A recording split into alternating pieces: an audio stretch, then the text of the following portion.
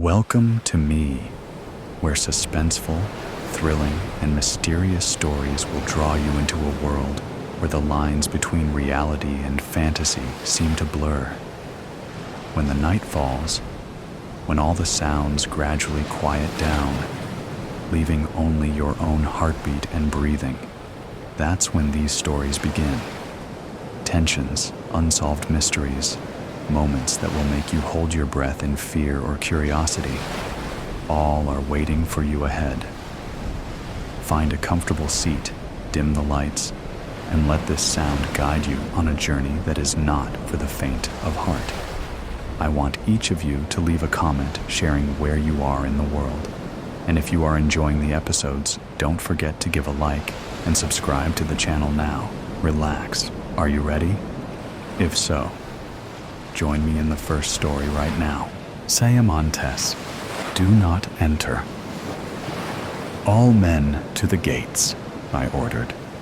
Run, run, fast. Take your torches. Take your weapons and armor. Just go. Go now. Fire. We need fire in the pits. All of them. Sonia, please, go quickly with this torch. Light. We must have light. The rest of you beautiful women, I depend on you to help me protect Cervantes. Will you?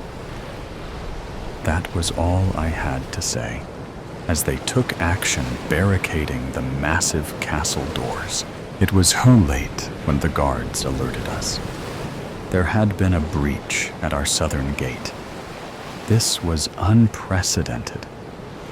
24 people against our population of 69. Were they stupid?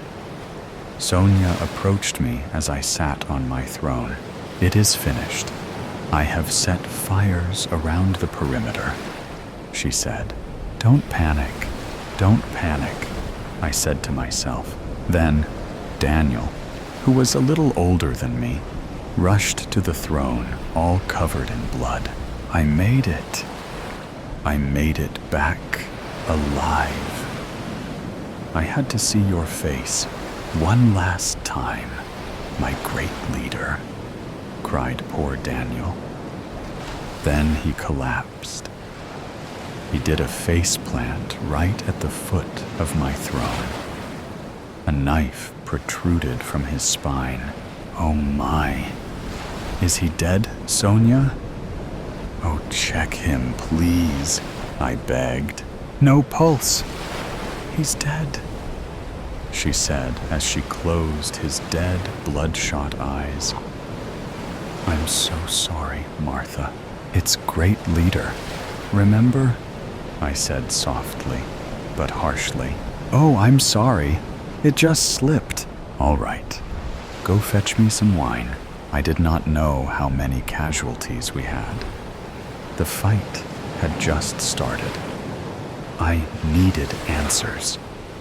It took her a few minutes, but Sonia returned with 2 bottles of Cabernet. Sonia, my brave friend, you have always supported me. I've cried on your shoulder many times. I need you to hide. Hide in the dungeons.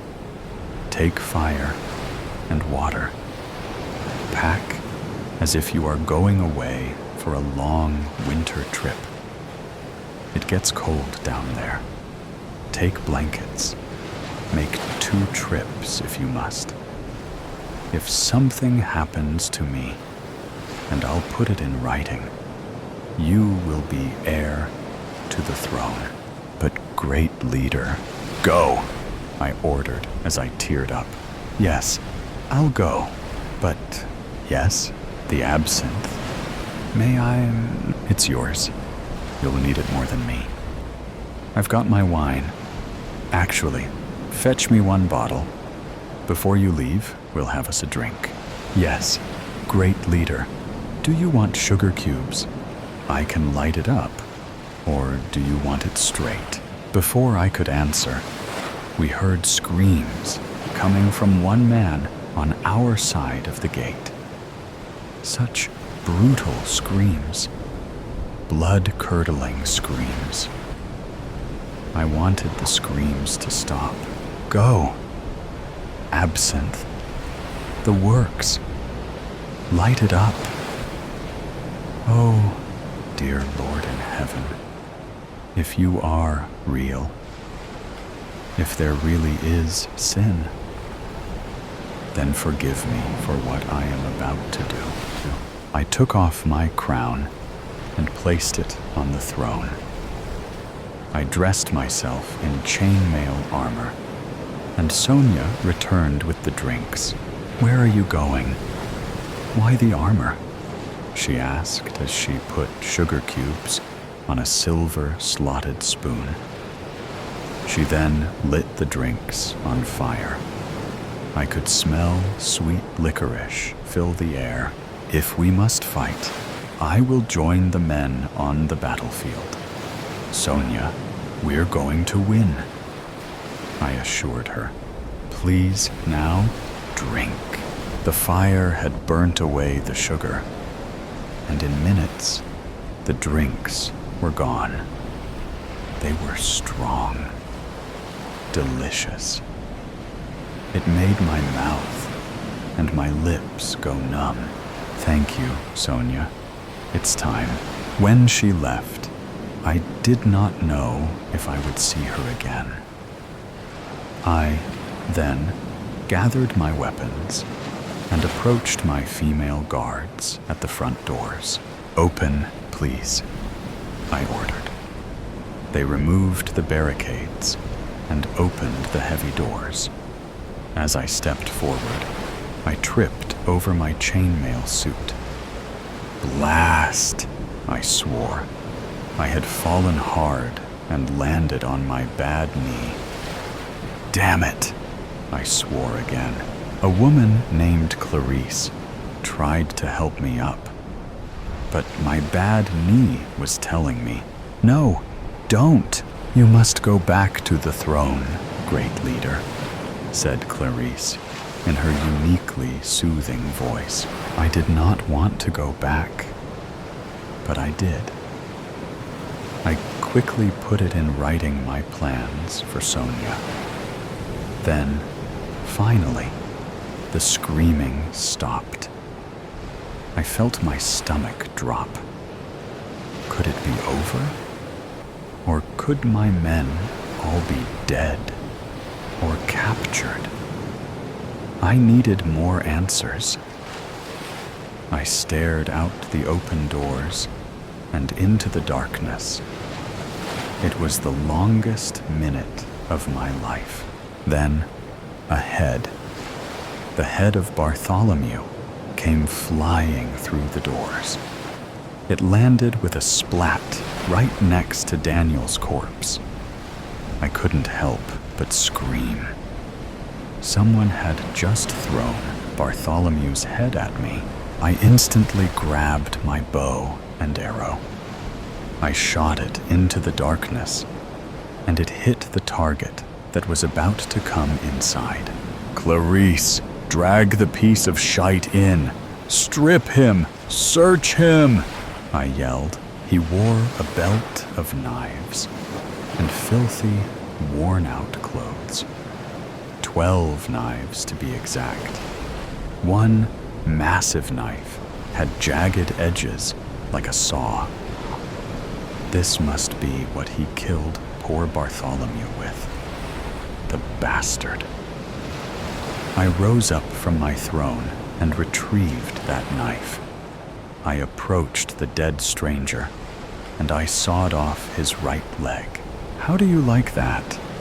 Huh? How do you like that? I spat in his ugly face. I plunged the wicked knife deep into his throat. And when I pulled it out, blood sprayed out all over me and Clarice. Some women gasped, some cheered, some just stood in silence. I killed. My first killing and dismemberment. Now, who was going to be next? I waited. I waited for something to happen. The quiet. Oh, the quiet was killing me. Clarice took inventory of what the sick bastard possessed. She found a nice pocket watch, some pain pills. These will come in handy. A toothbrush, and a small, pure gold locket that had a small picture of an older woman. His mother, perhaps? But really? Who cared? I tore out the picture and walked out towards the closest fire pit. I ripped it in half and threw it into the fire. I laughed a little as I watched the woman in the picture vanish into ashes and smoke. I pocketed the locket and said to it, "You're in a better place, my new friend. I'm sure of it. I will protect you." Then I turned to the women who watched me from the doorway, as they were too afraid to step outside with me. I will protect all of you. Tonight, we will have victory. I believe it. Do you believe me? We can take these common and dirty people. As I got closer to the women, I had them all huddle around me. I spoke as quietly as I could. Here is what I'm thinking. We spread out around the fortress, stay close to the fire pits, as we shall light our arrows on fire and kill these common fuckers. Then it happened, and my heart just broke.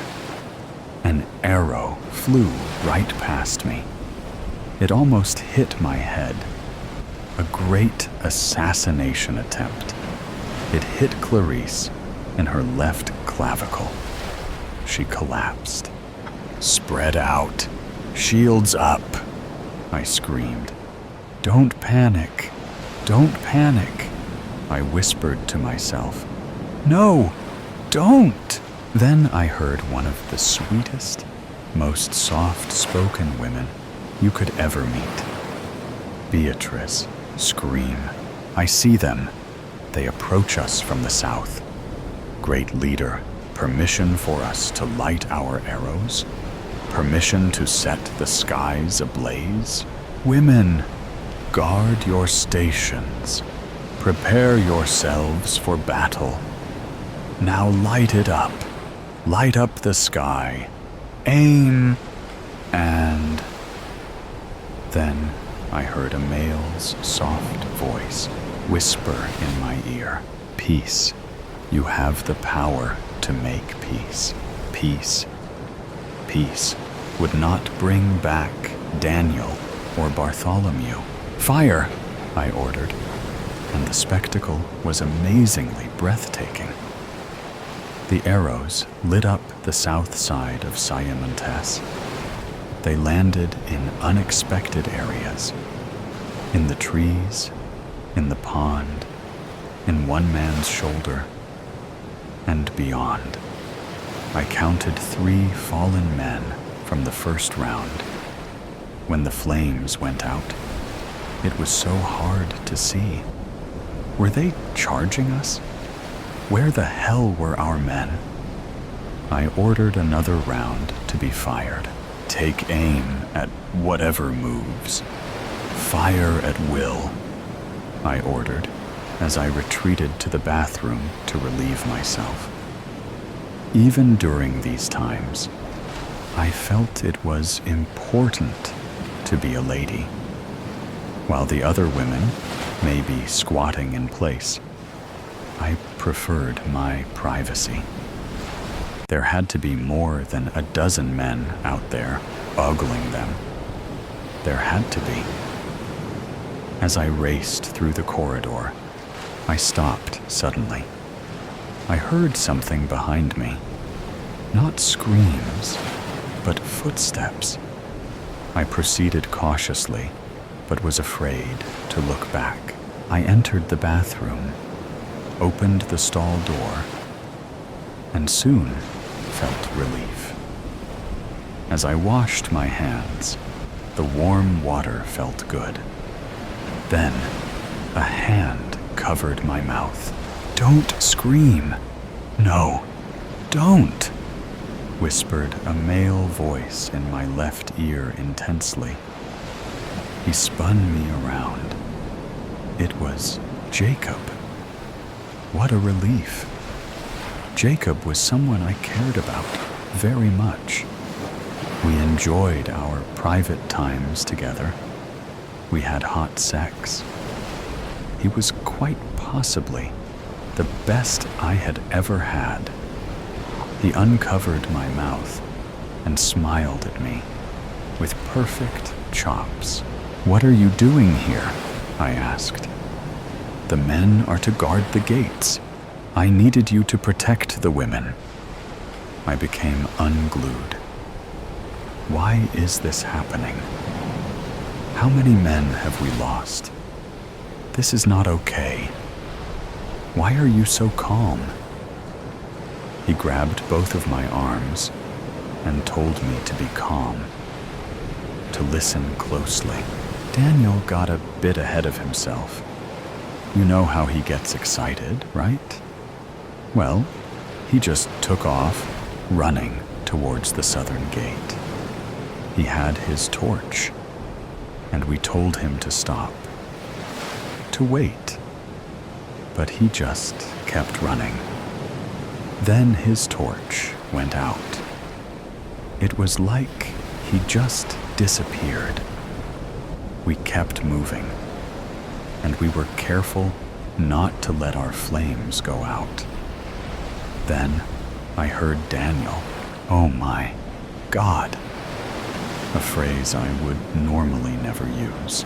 They got him. We regrouped and discussed if we should split up. Bartholomew wanted us to split into 4 groups: north, south, east, and west. We decided against him, and he took off running north, back towards the castle. "I've been so worried," he said as he got choked up. Apparently, he did not see the corpse and the head by my throne when he entered Siamontes. I made sure it would stay that way, at least, until morning, or the end of the battle. Whichever came first. "Jacob, I sent Sonia away to hide in the dungeons," I said as I wept. I miss her sweet face already. She was my kindred spirit, my best friend. I took a deep breath and reached for my document I had folded and slipped into my chainmail waist bag. Jacob read the letter with haste. "What's this about her being heir to the throne? You don't honestly believe these commoners are going to kill you, great leader?" I said. "Nothing. I hoped it would not come to that. But as the leader of my people, I had a responsibility to secure Siamontes, even through the event of my death." "Jacob," I whispered, "can we make quick love before we go back? I know it isn't ladylike for me to ask, but I keep thinking they're going to take me away. Or worse, send me straight to the gallows. I know deep down that I am sterile, so even if I survive this, I will never be able to produce an heir to the throne. Oh, please, make love to me." And he did, right there on the bathroom floor. We continued until we had both been pleased. It did not take long, as Jacob always knew what he was doing.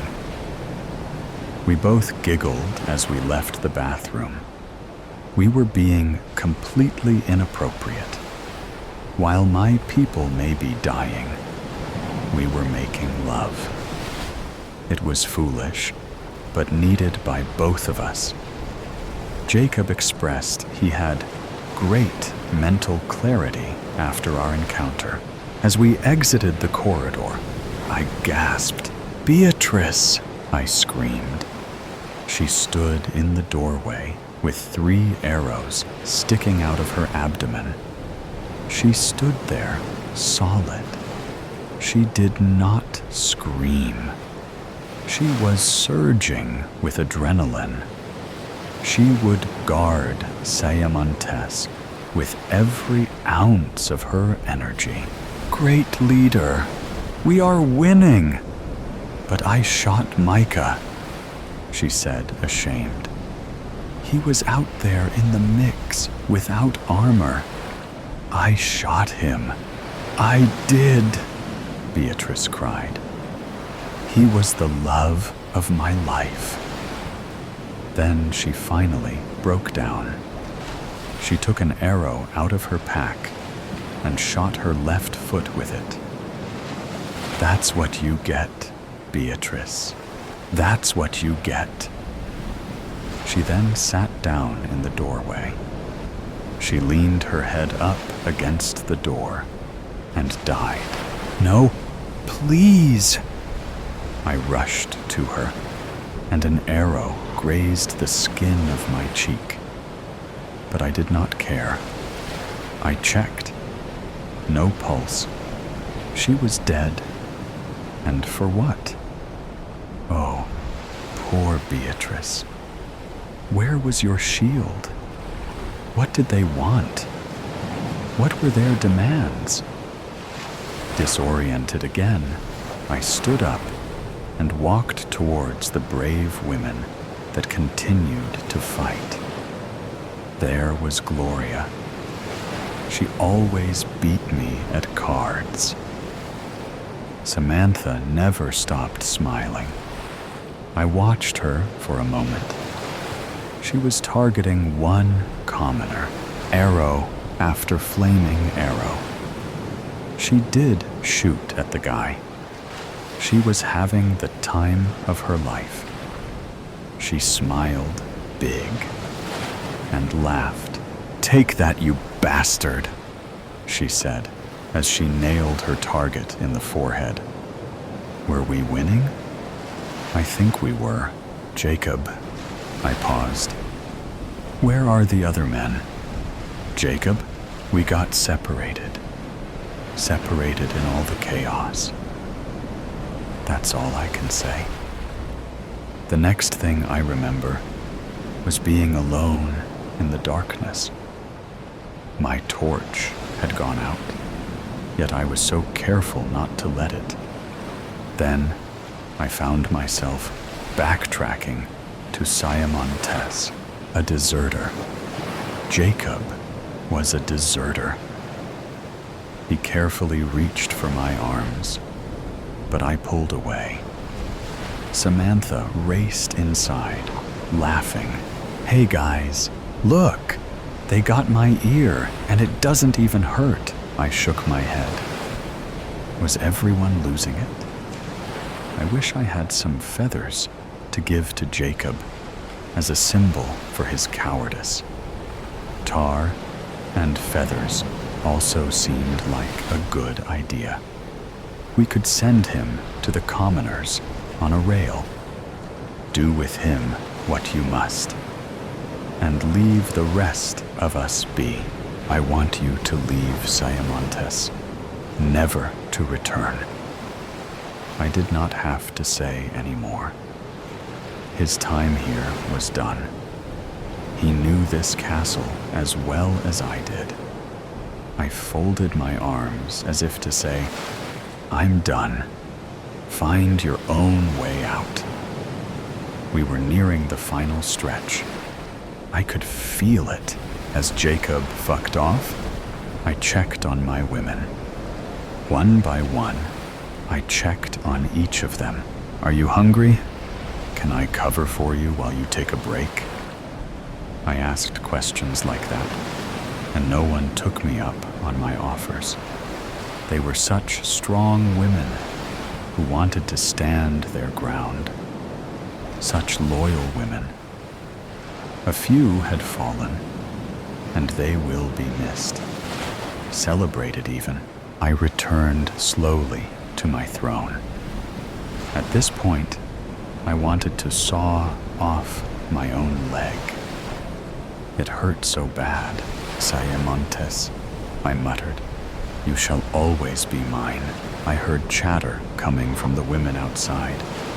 Frantic chatter, or was it excitement? We caught one, exclaimed Miranda, one of our oldest people.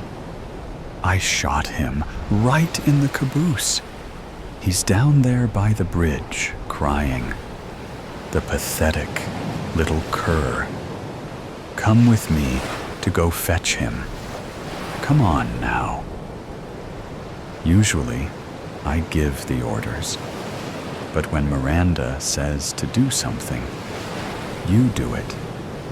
She led me to the commoner. My heart raced as we approached with extreme caution. I did not know what to say, what to ask him, so I said, Why? Why are you doing this? You're all going to die. The man just panted and stared at me for what was the second longest minute of my life. Then he said, You got a pretty castle. What's it called? Sayamontes, I said, as I withdrew that wicked knife. I handed it to Miranda. Now saw off his head. I grabbed his hair with both of my hands. He squirmed and moaned. Then Miranda sawed away. She took great joy in it. Blood drenched both of us, but we did not care. As we turned around, the rest of the women were standing at the castle's entrance. They sobbed great tears of joy as they watched us. Even Samantha was crying. That never happened. Could it be? Was he the last one? Was it over? I grabbed Miranda and held her close. I kissed her forehead and said, Oh, Sayamontes, my beautiful castle filled with my beautiful people. Say, let's go get cleaned up. Tomorrow, we can start a new chapter. It will be just us girls. A blinding light at the end of my nightmare. Eddie, it's bedtime. Mama would shout at me, shaking me out of my intense focus as I stared at the television set. She would add, I don't know why I let you watch those shows. You only end up peeing in your bed because of your nightmares. Feeling embarrassed in front of my older sister, I would respond in self-defense. You would get the heebie-jeebies from Alfred Hitchcock, too. Mama, he is the master and hero of all that is dark and sinister. She would not have any of it from a 10-year-old. Eddie, enough of your mouth. Get to bed. And that was the end of our discussion until tomorrow night. Reluctantly, I trudged upstairs to my bedroom. I had my normal ritual for going to bed. No, it was not brushing my teeth or washing my face. I would search every corner of my room, looking for suspicious evidence that creatures were patiently hiding for their next meal. Me. Once I canvassed every nook and cranny, I would slither under my covers imagining that it represented a force field from all supernatural beings and beasts. Feeling some assurance that I was safe, I would drift off to a light sleep. A scraping branch against the house, a creaking pipe, a howling wind, or murmuring voices would be enough to rustle me out of my delicate slumber. I would wake with a start and repeat my ritual. Then, for the rest of the night, fall in and out of sleep. I figured a gruesome beast must have taunted me, because, unfortunately, it was very damp between my sheets when I awoke in the morning. Like any other morning, my sister would offer up her compliments. "You look like hell. Eddie, did you wake up in the jaws of a monster this morning? Did you have to swim out of your bed?" I turned to her with a sardonic grin, saying, "Be careful, or my swamp monster might swim in your bed some night." She looked at me with disgust, saying, "Eddie, you are so revolting." My breakfast then proceeded without interruption. However, this morning would be different. After my sister left for school, my parents decided to have a heart-to-heart talk about my viewing and sleeping habits. They had planned this out well, because no counter-argument I mustered up would change their plans about my immediate future. I understand parents want the best for their children, but I felt they were overstepping their bounds by compelling me to see a psychiatrist about my problem, my incontinence problem. At least, that was what I thought it would be about. The ruse to see a psychiatrist was not for incontinence, but for treatment of my obsessive-compulsive disorder, OCD, and insomnia. Apparently, my parents were keenly aware of my behavior at night. I was not aware the behaviors manifested themselves during daytime at school.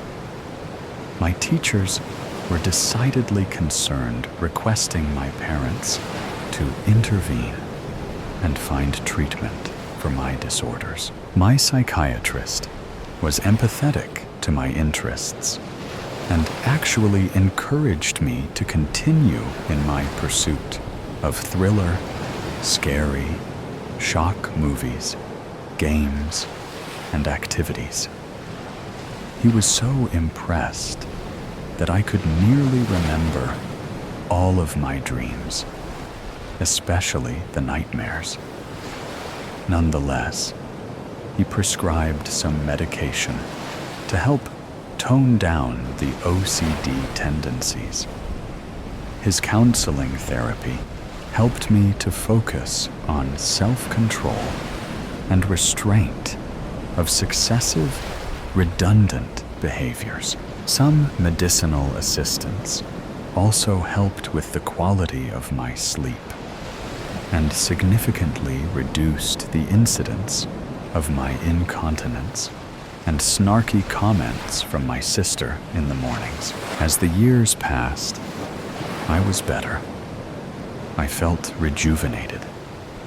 I was able to manage my thoughts and actions even when I immersed myself in my hobby of collecting horror movies, stories, and the like.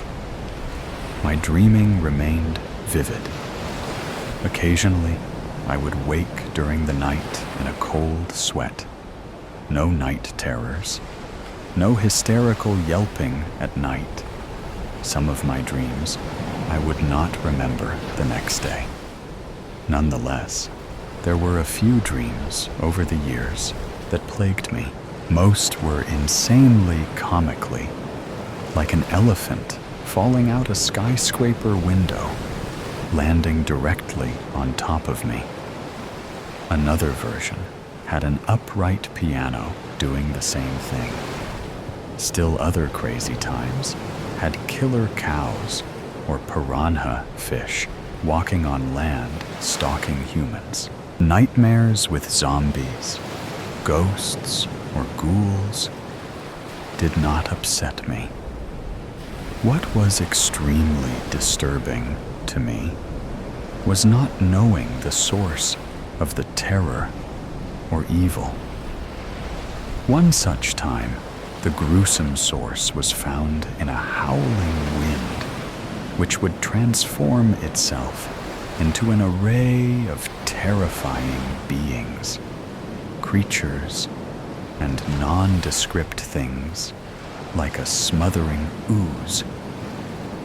I questioned why this malady of nightmares still plagued me. It was after such reflection on my condition, I decided to make good use of this nocturnal problem. I focused my career on writing horror stories, potential movies, frightening, dramatic plays. I became so good at my skills, I had the audacity to self-publish several stories. To my amazement, a producer in Hollywood got a hold of one of my published stories. Before I realized it, I had a smash horror hit on the big screen and a job creating, writing, and directing all kinds of media horror. I had made it to the big time. Blinding lights flashed all around me as cameras captured my profile at my film premieres. My fiendish ideas were making a huge success and making me rich. I was still actively struggling with my insomnia despite my success. A deep sleep was rare for me. I shrugged it off as a consequence of the pressures of Hollywood and being recently married to a harlot of a wife. I shared with my therapist about how gruesome and sinister my nightmares had become. Yet, I justified those nightmares by citing how they were good fodder for my films and future ventures. I remained undaunted as I counted my gold. My career was literally driving me mad with ghoulish creativity. After all, they were just dreams. Maybe bad ones, but just dreams. They would remain in an ethereal state of mind until I gave them life. Already, the holidays were knocking at the door. In Hollywood, one determines the seasons by the storefront displays on Rodeo Drive and Melrose Avenue. Christmas was a mere month away. I was hoping this year the holidays would provide a peaceful respite from the hustle and bustle of shopping, my dreams, and all else. I was looking forward to the splendor of the season, bringing me some peace and much-needed rest from my constant night terrors. A few friends tried to coax me to attend church services to aid in my recovery. I declined. Churchy stuff was just not on my agenda this or any holiday season. With the house decked out in a few feeble decorations and no annoying carolers singing at my door, I decided to cozy up in my recliner for a peaceful nap. or so I thought. All of the pressure of my job and the haunting dreams had taken its toll on my body. I fell asleep instantly. I am not sure how much time had passed, but I awoke to a strong smell of sulfur, followed with a blast of very hot air. I felt something was wrong as I rose from my recliner. At first, I thought it might be a fire, but my immediate surroundings were strangely altered. Any light in the room quickly faded. It was nearly pitch black. A pinpoint of light emerged from a distance. It grew larger as it advanced toward me. Strangely, the light spoke to me. From the day you entered this world, and now to your grave, your soul has been marked for me. This is the beginning of eternity for you. You are now my child of the darkness. You are now a prisoner in my realm of depravity, defeat, and despair. Your soul is a good fit because of your perverted thoughts and sinister desires of your corrupted heart. I was stunned. I stammered out a question at the light. Who are you?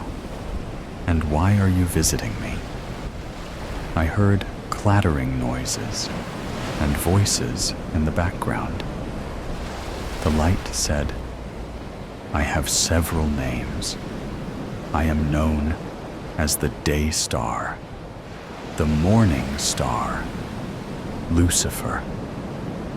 In a bellowing, prideful voice, it said, I am the accuser. Instantaneously, a terrifying dragon appeared, hissing fire and sulfurous acid as it spoke these words. I am Satan, the deceiver and devourer of the whole universe.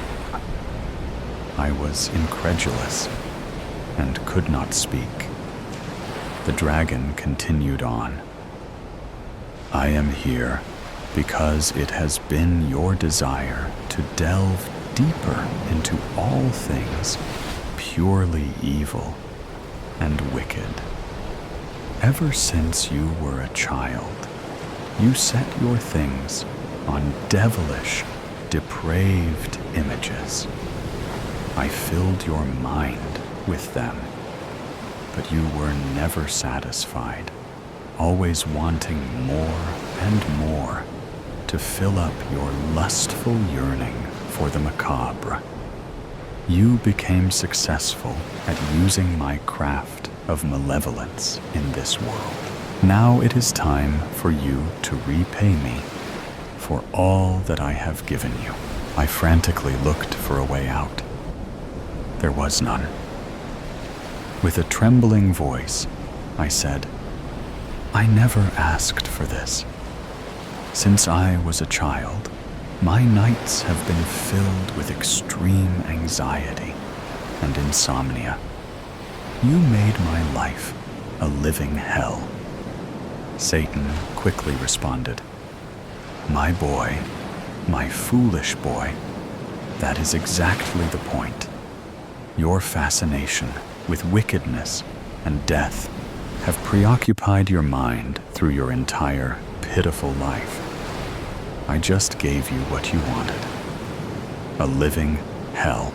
You devalue human life with wretchedness and contempt by the monstrosities you have created. That is what your heart desires. Satan chuckled through his explanation. He showed me a vision of human faces etched in despair. I heard voices crying out in blood-curdling wailing. There was incessant gnashing of teeth. Flames engulfed the disembodied faces. Roaring conflagrations of intense fire and heat spewed from the vision, causing me to fall back. I was mortified and overcome with great fear. Satan spoke again with confidence. You are trapped by your earthly desires. There is no way out. My final gift is for you to capture the misery, hopelessness, and utter terror of hell in your next earthly venture. After that, your soul belongs to me in the everlasting fires of hell. In protest, I declared, "Oh my God in heaven, no way on God's green earth do I plan to spend eternity with you, you ghastly vermin of mankind." At the mention of God, Satan cringed. He vehemently argued, "I took care of him 2,000 years ago. I made sure he was dead, this self-proclaimed prophet, called the Christ, who called himself God. He healed pathetic people, but he could not save himself from a cross of death. I won, and now I am the victor of everything. My realm is full of the shadowy souls of despicable and evil men and women, believers and non-believers of this so-called God." I saw in that moment Satan trembling and doubting his words. That lapse gave me a moment to remember something from my childhood and the Christmases I had with my family. My mama would recount the birth of Jesus, the Christ in Bethlehem. She reminded me of my baptism of water into the community of believers in Christ. I remembered the peace and joy I received. That was a time when I had no nightmares, no night terrors. These memories made me feel stronger. In my boldness, being filled with the Spirit, I proclaimed to Satan, regardless of my sordid past and sinful actions, you, Satan, have no claim on my soul. Your lies and indictments are not binding, because Jesus, the Christ, came to your insidious place to proclaim his victory over you. Where, O death, is your victory? O death, where is your sting? Satan cowered at my words. I continued with amazing fortitude. I believe in God the Father, maker of heaven and earth. I believe in Jesus, the Christ who suffered, died, and rose again for my sins. You, Satan, are a liar, and the truth is not in you. You are damned, but I am not, because the Christ has forgiven me of my iniquities and wretchedness. The Christ is my way out of this nightmare. Begone, Satan, in the name of Jesus. A thunderous rage poured out like earthquakes, volcanoes, and raging storms, simultaneously erupting from the evil one. Instantly, Satan departed, and this frightening nightmare ended. In his wake, a blinding light emerged. I peered at the light. I saw a star hovering above a man and woman, gathered at a crib of straw. In that crib, I saw a baby wrapped in cloth, and the space around me was illuminated with an incredible light.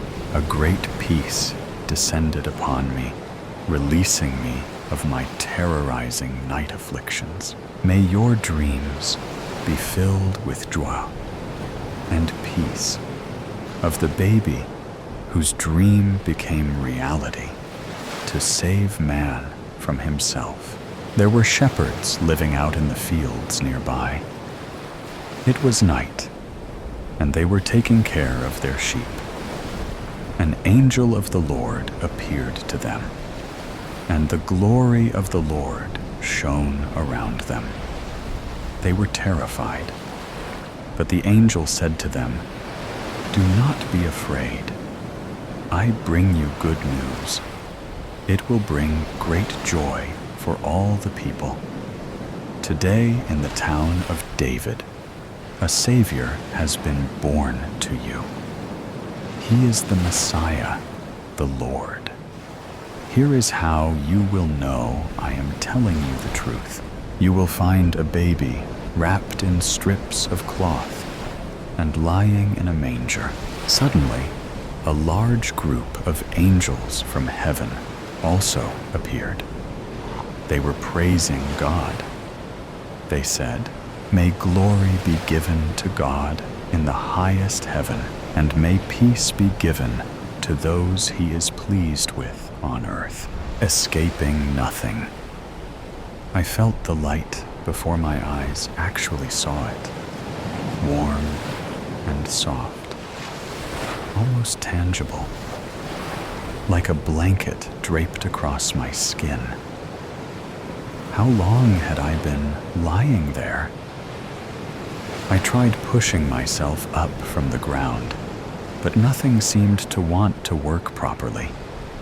It was as though I'd never attempted to move before. Finally, begrudgingly, my body began to obey my brain. I turned over and began to sit up as I blinked and squinted against the blinding yellow that seemed less a comforter and more an attacker now. My ears were coming to life as my hands instinctively moved to cover them in hopes to drown out the high-pitched ringing. Slowly, my sight and hearing both began to come into focus. Dust hovered in the air around me. What had just happened? As I stood up, I racked my brain for anything that could help me understand my surroundings. My legs were as untrustworthy as my memory, however, so I quickly sat back down on the dark green grass. "Okay, let's try this again," I encouraged my limbs. I took my time getting on my feet, watching my legs carefully as they strained. I had no coverings on my feet. I had no coverings on the rest of my body either, it seemed. Scanning the horizon, there seemed to be no one around to notice my nakedness. Nothing I could see indicated that there were any others at all, actually. I began walking towards the hill that lay in front of me. It was steep, but not so steep that my aching, wobbly legs couldn't manage to navigate it with a little help from my hands. When I reached the peak, I could see for what seemed like miles in every direction. "Hello?" I called to my left. "Hello?" I called again. "Is anybody there?" Where was everyone else? I began to walk down the hill, continuing in the same direction. Hundreds of large, sharp rocks jutted from the ground, as though driven up by some unnatural force. I had to dodge cracks in the ground that wound incoherently about the land. oddly enough, they seemed to be slowly closing rather than expanding. "Hello?" I called again. "Is anybody there?" I yelled. Everything around me was unfamiliar. Why couldn't I remember what happened? Was there anyone else? Or was I the only one who... No. I couldn't think like that. There must be others. I am in the middle of nowhere. There is no indication of civilization around me at all.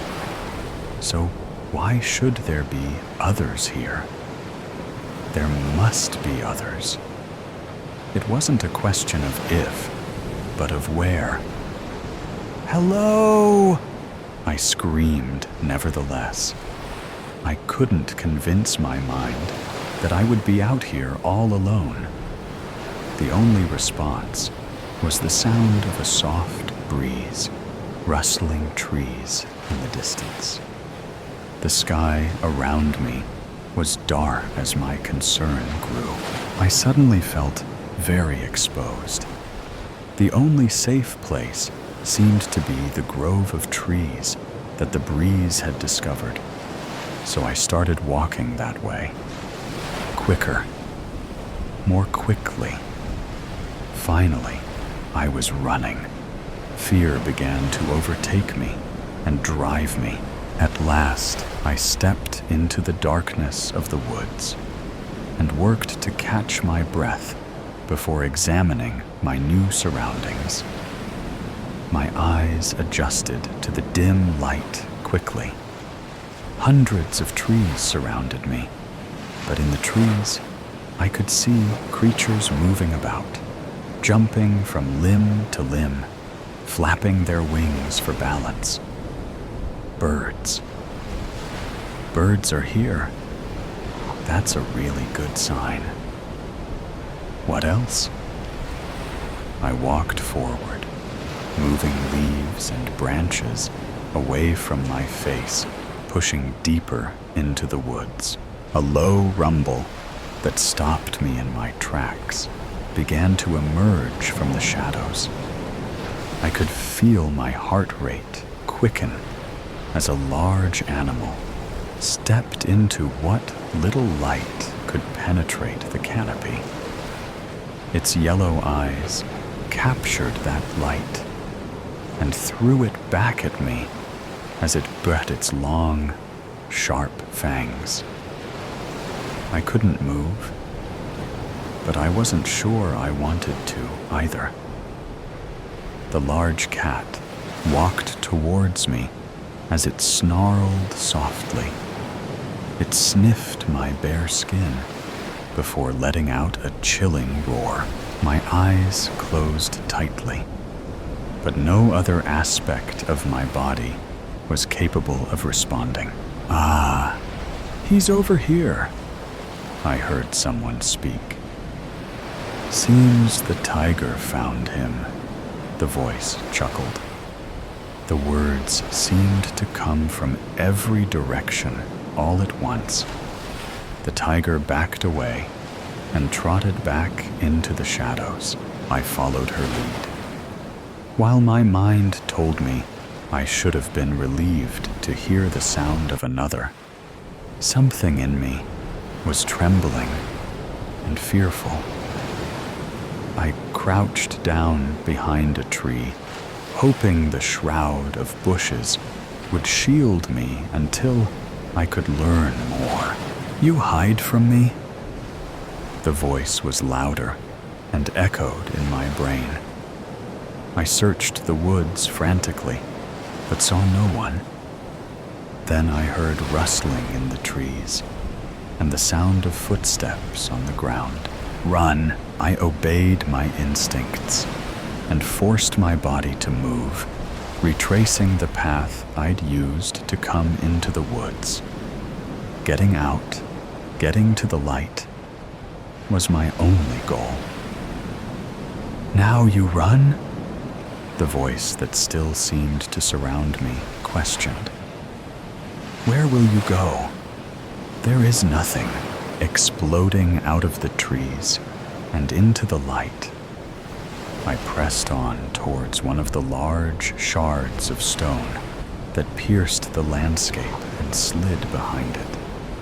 My uncovered legs scraped against the ground, opening up small gashes. I watched the blood trickle from me like a foreign substance, red and dark, until finally I shook my mind free and turned toward the dangerous grove of trees to watch, to wait. The voice was right. There is nothing. Why do you run? Why do you hide? The voice boomed inside my mind, but I saw no one. My fear turned to anger and frustration. Why do you hide? There is nothing. There is no one. I am alone. I am the last one. What did you do to them? What did I do to who? The others. Just do it to me. If I'm the last, just do it to me. The last? Oh no. You are not the last. Quite the contrary. You are the first. But we will make more. Search, and you might find. Search, and you might find. I am an independent journalist, living in a world of news spilling out at an unprecedented rate in the history of mankind. Much of it was false, without any factual evidence. Lies and untruths seem to be the norm. Each morning, when I opened my computer or picked up the mail, it took a good hour to sort through the garbage. Today, I had a pleasant surprise. An invitation from an old friend to spend a quiet weekend in his country manor. It was about 2 years ago since I last saw him at Penelope's wedding. We had a bet their marriage would not last 5 years. As far as I knew, she was still married. But she remained a very demanding woman. At the university, I had been a very close friend of George Webster. He was now Sir Webster, a member of Parliament. He was a pleasant chap with a head of white hair and a round, chubby face with distinctive blue eyes. He had a corpulent body, no doubt, from hearty meals and plenty of drinking. His wife was quite the opposite, with a slender profile and reddish hair arranged like a beehive on the top of her head. She had a wicked sense of humor and was always enjoyable company. I was looking forward to a quiet weekend in the country. I arrived an hour before dinner to face a manor built 200 years ago.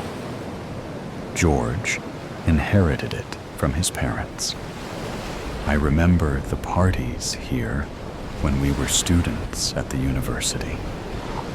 His parents were great hosts, always inviting a selection of pretty young girls.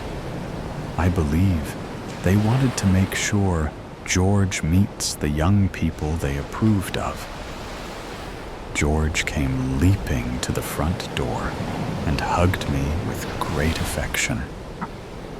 I will get the maid to show your room. No need to dress for dinner. We will only be us 3. Come down to the drawing room in half an hour for cocktails. While George handed me a whiskey, I warmly embarrassed his wife. Nothing had changed. The beehive on the top of her head was still in place. I am always delighted to be served at dinner with good food and stimulating conversation. His wife left us the moment an excellent cigar and cognac were forthcoming. Once George's cigar was lit, he spoke. "David, do you remember that time at the university I taught you how to catch butterflies?" "Sure I do." "Why are you still an ardent collector and improving your collection?" "If I remember correctly, you were obsessed with butterflies. Bring your cognac and come with me. I want to show you something." We went down a small passage.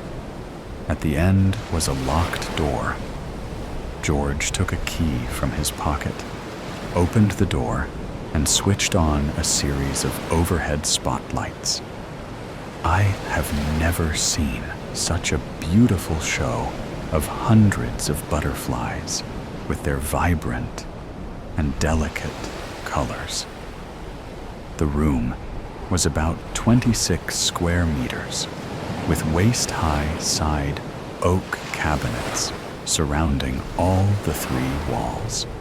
The upper 3 walls were covered with 3 large frames of magnificent pinned butterflies. I could see each frame was labeled with the title of 3 continents: the Americas, Europe, and Africa. I stood there, bewildered, completely stunted by the beauty of the room. As I walked in, I noticed a large, comfortable couch in the middle of the room. It was unusual in that it had 2 sides, allowing one to change their position in order to view all sides of the room. In front of each side of the couch was a coffee table. I turned around to view the wall in which the door was positioned. The wall was covered with a wall-to-wall library. George suggested we should sit down. As you notice, I specialize in rare butterflies from 3 land masses. You will notice there is a gape of 2 butterflies in the Americas display. 1 the European and 2 on the African. Under each butterfly, I always mark the date and place it was found. According to my book collection and extensive research, these butterflies represent extremely rare spies. I like to think it is one of the world's greatest collections, representing hundreds of hours of travel and research. To be complete, I need to fill in the 5 missing specimens. George, it is totally amazing. The display of these remarkably beautiful creatures makes one feel belittled when compared with the creations of nature. What's in the drawers below? More butterflies that I thought were interesting on my travels, searching for that rare specimen, as I am known throughout the world as a collector. I have a network of people that inform me that they have seen a rare butterfly. The world has many well-informed amateurs interested in these creatures. In fact, last week, I had a call from a friend in Zimbabwe saying that a flame-bordered carex had been sighted near Victoria Falls. This is one of the extremely rare butterflies I am missing in my collection. Unfortunately, at this time, I cannot leave for Victoria Falls. David, do you want a free 2-week holiday in Zimbabwe? I don't understand. So, well, You could go and spend a few days looking for this rare butterfly. I know you are very careful in netting butterflies without damaging them. The whole trip would be my expense. Supposing I did net this rare butterfly, how would I get it out of the country? No doubt these creators are protected by strict export laws. You are right, and collectors like me have to be very careful. In the case of Zimbabwe, I would ask you to deliver the specimen to a friend in the capital, Harare.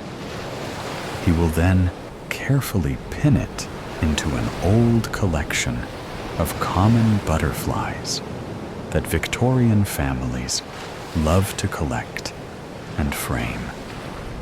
He will then ship it out to a London antique dealer. This rare butterfly, mixed in an old frame, will go unnoticed by the customs. I can see you are well versed in extracting these treasures from various countries. I have never been to Victoria Falls. They say it is one of the world's spectacular sights. If I agree to go, would there be somebody there to meet me? Yes, my contact would meet you at Victoria's airport and take you to your hotel. He will be your guide the whole trip. I suggest you spend 2 days as a tourist, and then the next 8 days exploring the forest where the butterfly was sighted. If not found in 8 days, take the plane back home. If you, by a miracle, manage to capture it, I ask you to fly to Harare and give it to my friend there. At this point, I recommend you fly home from there. If an overnight stay is required in the capital, my friend will arrange it. These trips are always a gamble, but to add this butterfly to my collection, it is worth the cost of the gamble. We collectors are brain-damaged human beings, obsessed to complete the items we collect in a satisfying and logical manner. Of course, I will supply all the necessary equipment. You will need to consult your doctor about a trip of this nature so that he can supply you with all the necessary preventive medicines. No visa at this point is required for Zimbabwe. So are you game? Just a minute. Let me look at my diary. Yes, I think I could go next week. Is that a yes? I will need 24 hours to make a decision, as I have some commitments next week. If you do go, I suggest you go through Johannesburg and then on to Victoria Falls. Leave the return ticket open, as you might want to fly back through Harare. My man, his name is Robin, born near Victoria Falls, will be with you your whole time in Zimbabwe. It had been several years since I was last in Africa. My knowledge of the various countries on the continent was mainly in the north, so to travel to the south would be an interesting venture. As I sat enjoying a first-class meal on British Airways, it did cross my mind that maybe George had already planned my visit before I was asked down for a weekend. No doubt, his thoughts were that a free trip to Victoria would not be turned down. I also realized dedicated collectors will employ any means available to achieve their ambitions. In my mind's eye, I could see him spending evenings in his butterfly room, completely transfixed by the beauty of these creators. No doubt this room is where George found a haven of peace from his responsibilities of his daily existence. These butterflies not only were creators of extreme beauty, but represented for George a lifetime of dedicated research and traveling to far-off lands to find the rare specimen. At the university, he had always been an avid butterfly collector, but I never realized the depth of his passion. I remember enjoying myself on various county outings, looking for interesting butterflies. Now, in an artful way, he has got me involved. He must have thought I might be smitten by the activity.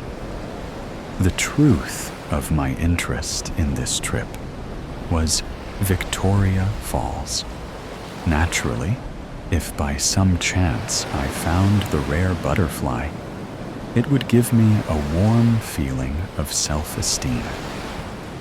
As the air hostess passed, I ordered a glass of champagne and toasted to my success. The African journey had begun. First to admire the falls and to search for the missing rare specimen. Johannesburg Airport was vast, obviously with no restriction on land constraints. No doubt, copied from the American and European textbook. You had to walk through large shopping malls filled with many life-size copies of wild animals made out of various woods, clay, and other materials. Sizes and prices for all comers. For a second, I had a vision that this extensive animal kingdom became alive and started to enjoy the sweet human flesh of passengers awaiting planes. Interesting thought, but a chilling turn of events. At the airport, I found Robin waiting. The first thing I noticed as we drove towards the hotel was the soft and seductive African daylight with a warm weather that seemed to envelop you in its arms. Also, through the car window, I was able to admire a series of magnificent trees unique to Africa. About 10 kilometers from Victoria Falls, we turned up a small country road to the hotel. There, I found a little patch of paradise. It corresponded to the photographs shown on the internet. Only 16 bungalows that stretched from a central lodge. I was curious to see the rooms that were described as about 150 square meters with bath and showing facilities. Lounging space with a king-sized bed area protected by a mosquito net. The first time I experienced sleeping under a mosquito net was in Barbados years ago. In those days, it just hung over the bed and needed pulling down. Of course, I was unaware of this procedure. The next morning, I had just one big mosquito bite. Funny how certain circumstances, you quickly learn to use things properly. Back to the hotel, the entrance hall and lounges were decorated to an ambiance of yesteryear. Spacious, elegant, and tasteful.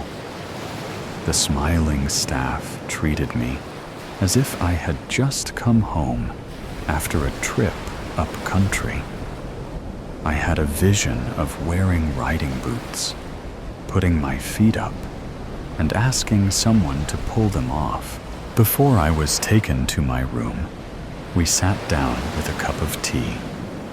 George's man, Robin, explained why I was here to take photos of butterflies for a London magazine. Before the shooting commenced, we would take 2 days to see the falls. While drinking our tea, the hotel's hostess kindly explained that to walk the length of the falls is a 2.4 miles walk with several stops to admire the view. Also to dry out from the spray and mist generated by the falls. As it was the rainy season, the falls would be near their maximum flow of 2,800 cubic meters of water per second, as opposed to 300 metric cubes in the dry season. We decided to visit on the first 2 mornings. Now to the room. As we entered, I had the feeling of being introduced to Zimbabwe under British rule. This was the state of play. Everything and everybody has their place. I walked through the room to the balcony at the far end, noticing on my way a bar full of all the drinks imaginable. I opened the glass screen windows to experience the Africa of one's dreams. It was a small valley running down to a water hole. I quickly realized the hotel was on a slight rise, protecting it from the multitude of animals slowly grazing their way to water. One could not ask for a more idyllic view. I was to spend a few hours on this balcony, just observing the animal kingdom going about their daily lives. The room was delightful and serviced with all the facilities to make your stay a pleasing memory. I had a bizarre feeling that for the privileged, Africa must have been a very pleasant place. The next morning, heralded by a dawning sun, breakfast on the terrace with interesting choices of food. Robin drove me to see the falls. 20 minutes drive, we were in the Victoria Falls, parking after being heralded by African folks dancing at the gate. Armed with waterproof capes, we set off towards the falls. The first encounter was the noise, the next the spry, and then through the trees we saw the watershed. It is a sight so awesome, it literally took your breath away. The beauty, the palm hour, and the light and mist reflected from the cascade of water is frightening. I was inspired to write a poem in acknowledgement of its beauty. I knew a magazine in London that might be interested in publishing it. The Falls, Victoria, Zimbabwe. On the horizon, across those vast lands, I saw a wispy sight of mist raising for the earth. No apparent panic from the wildlife. A fire, it is not. The nearer I get, a rainbow arching is beauty skywards. Then I heard the rumbling sound like thunder. There, covered in spay, is a mystery and magic that unfolds. Gigantic, awesome water falls from majestic heights, falls in torrents of spectacular proportions, careers deep into the river below. The beauty of the falls is in its majestic power, a never-ending cascade of turbulent water. This power dominates your mind and soul. Torrents of water flow through your veins. You are left exhausted and on occasions wet from the spray. One feels very small, experiencing nature's magnificence. The original explorers never saw the falls from the air. The mighty river in its majesty is a glorious prelude before it turns into the eternal beauty of the falls. One visit is not enough for the tranquility of your spirit. The second visit, the falls were shrouded in mist and stray. Then, by the hand of God, the curtains opened, all her power and glory exposed to the naked eye. In bended knee, you threw your arms to heaven in admiration. We spent the next day at the falls. Their splendor and magic had the same force of attraction as the previous day. On our third day, Robin took me to the forest where the charakt had been sighted. There were plenty of butterflies, and I practiced catching a few. When I let them go, I enjoyed watching them fly into the magnificent trees. Robin was most amused. He told me he had spent many days with George, chasing butterflies. It was my fourth day in the forest, after spending many hours walking and watching the constant movement of these colorful creatures, that we saw the butterfly that George hungered for to complete his collection. There it was, on a branch, enjoying the evening sun. I took a deep breath, moved slowly and quietly forward. All my practicing of using the butterfly net paid off. George had provided me with a special prepare box to keep the precious creator in. That night at the hotel, we had an excellent dinner with champagne. The next morning, we left for Harare. Robin and I found with difficulty George's friend in a scheduled part of the capital. He was a taxidermist, owning a store full of the various wildlife found in Zimbabwe. Once, he saw the butterfly that George had already contacted him about. His face lit up with excitement. "I never thought you would find it. Incredible. My friend George will be in seventh heaven." Later that day, I said goodbye to Rodin and gave him a handsome tip for all his kindness and help.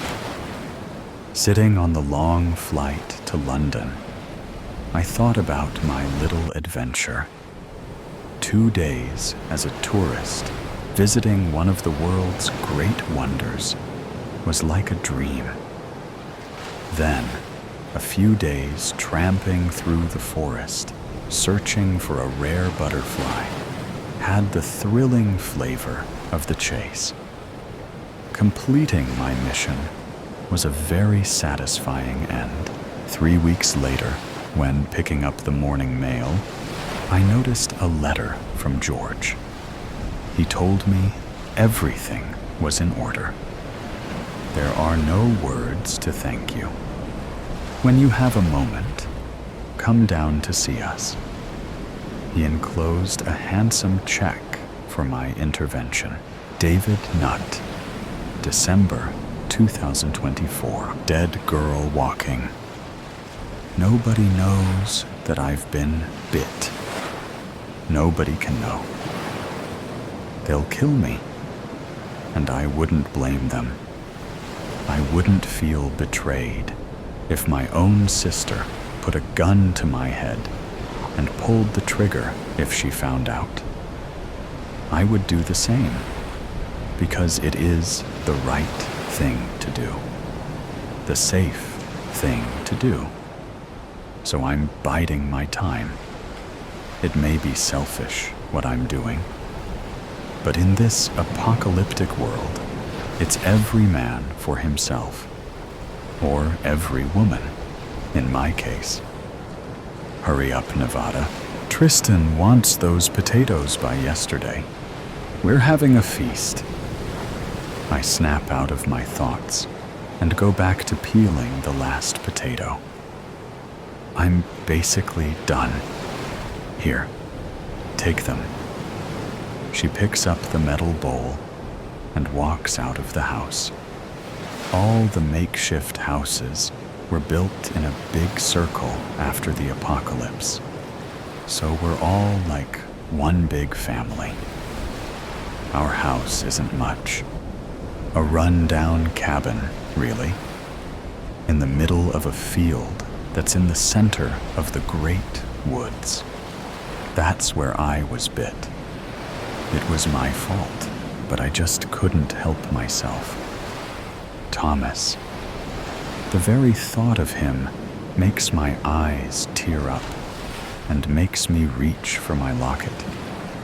A picture of the two of us on our 2-year anniversary inside. He was one of the first to turn. I visited him often, but I never crossed the electric fence. I sang to him. I talked to him, sure that he was listening, until one day, I couldn't help myself. 3 days ago, I turned the fence off for a split second in the middle of the night, and I climbed over. I've missed you, I had told him, and he looked at me with pure love until he grabbed me by my wrist and then my waist. "Thomas!" I screamed, but he never responded. He threw me to the ground, and I realized that he wasn't looking at me with love. He looked at me with hunger, with fury, and he bit me. I screamed and screamed until he let me go, but not before tearing a piece of my midsection out. He felt pity, and he ran. I crawled back through the fence, and I turned it back on. I couldn't get help, so I stitched it up myself. I wrapped it in bandages and threw the bloody shirt far over the fence. I brush my fingers past the stitches as I remember. I wince at the pain. My plan is to wait until the last moment. Then, in the middle of the night, like so many other times, I'll sneak off to the fence. But this time, I'll go over and I won't come back. It's best this way. Nobody has to suffer. They won't kill me or throw me to the zombies before I'm ready. My sister will think I was eaten by a bear. Or maybe they'll tell her that I got drunk and fell off a cliff. She wouldn't be surprised. My lips have touched more whiskey than water since Thomas turned. I walk out of the house and towards the crowd of people gathering in the center of the house circle. A big table is in the very center. I go up to Evangeline, my sister, who is setting up the tables. "Why the big celebration?" She looks up from the utensils and napkins. "He wants to celebrate nobody being infected in the last year." She hesitates. Thomas marks the last person bitten.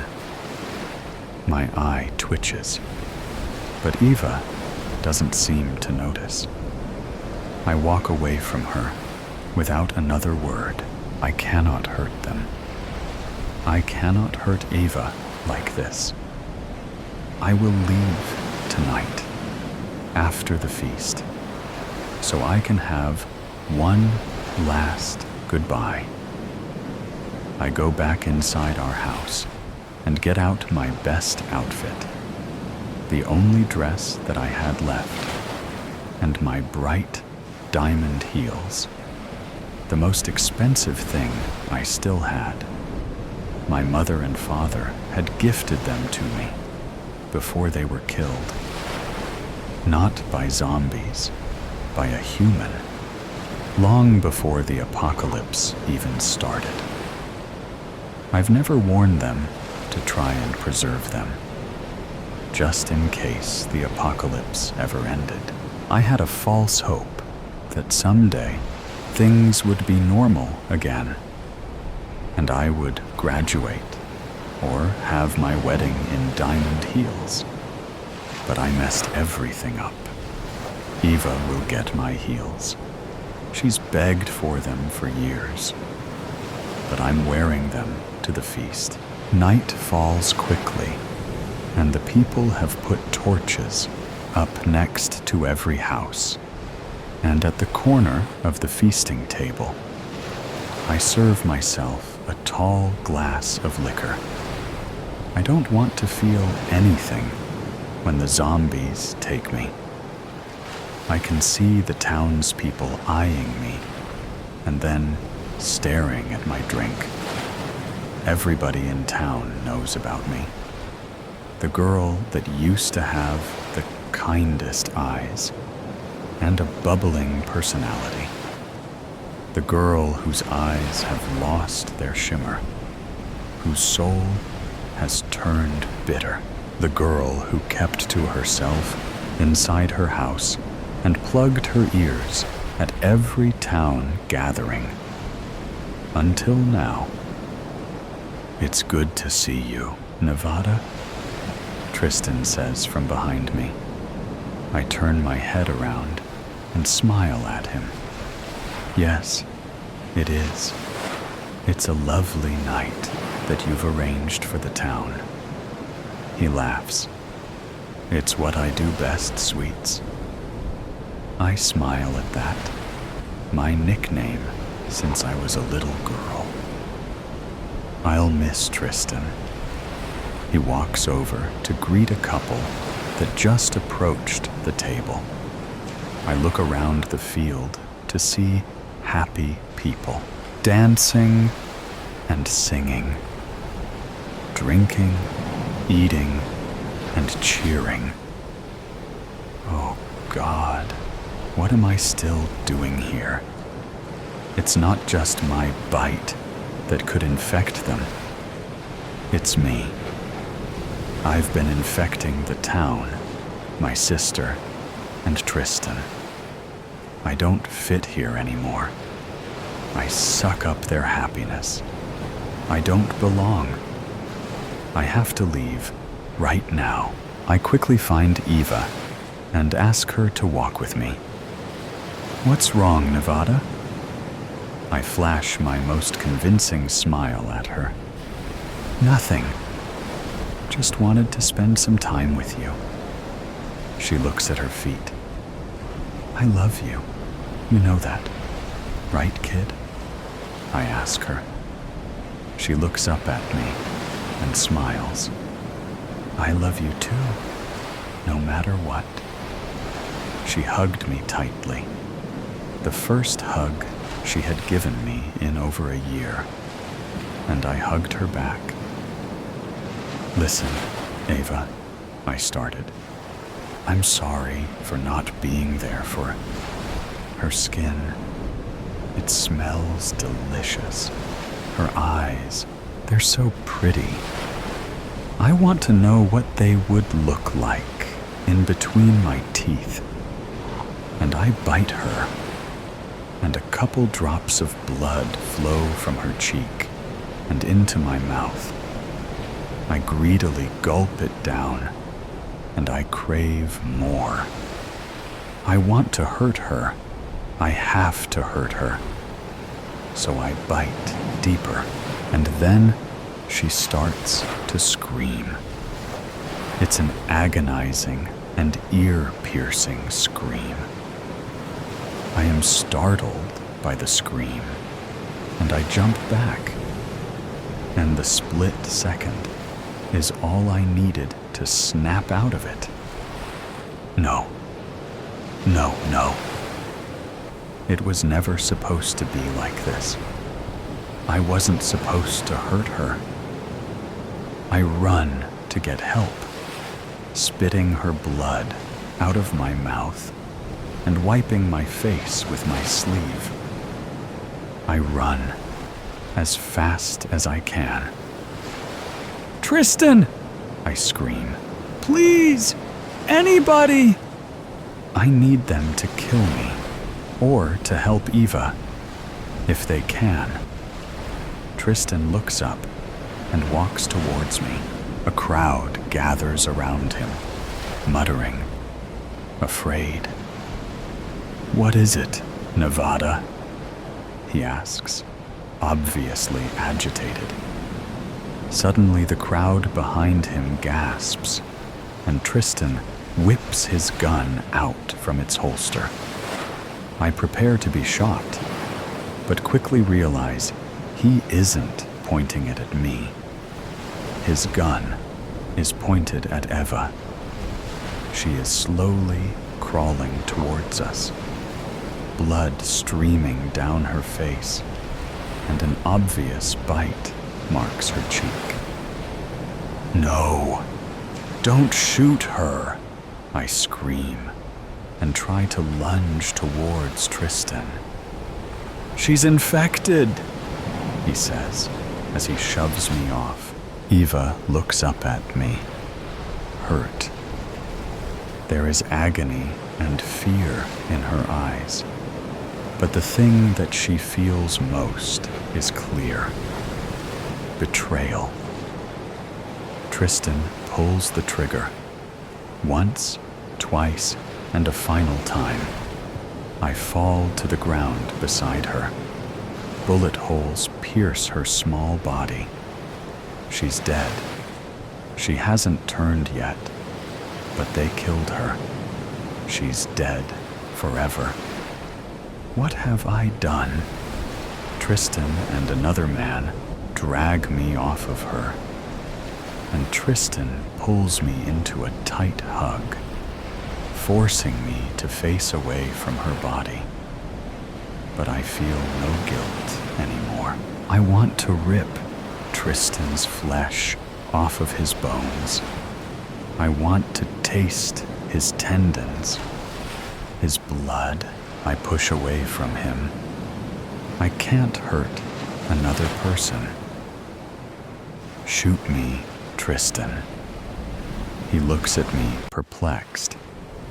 "What? No, I'm not going to shoot you. You can't ask me to take your life." I look up at him. No tears in my eyes, no shame, only hunger and rage. "I bit her, so shoot me too." Tristan raises his gun again, but hesitates. I'm already turned. It won't kill me. I slide my heels off and place them in the grass. The crowd follows my every move. Bury Evangeline in these. I sit in the grass and nod at Tristan, instructing him to pull the trigger. His hand shakes as he walks towards me, pressing his gun to my temple. "Goodbye, Nevada," he says, forcing a smile. But I can see his eyes are full of tears. I look straight into his eyes, and his mention of my name, not my nickname, my old life, snaps me back to reality. I sob, big and ugly sobs, and I only cry harder at the sight of my dead sister. "I don't want to be shot," I shout. But Tristan doesn't move his gun. I know. Just close your eyes and don't think about it. I hear a sob creeping into his throat.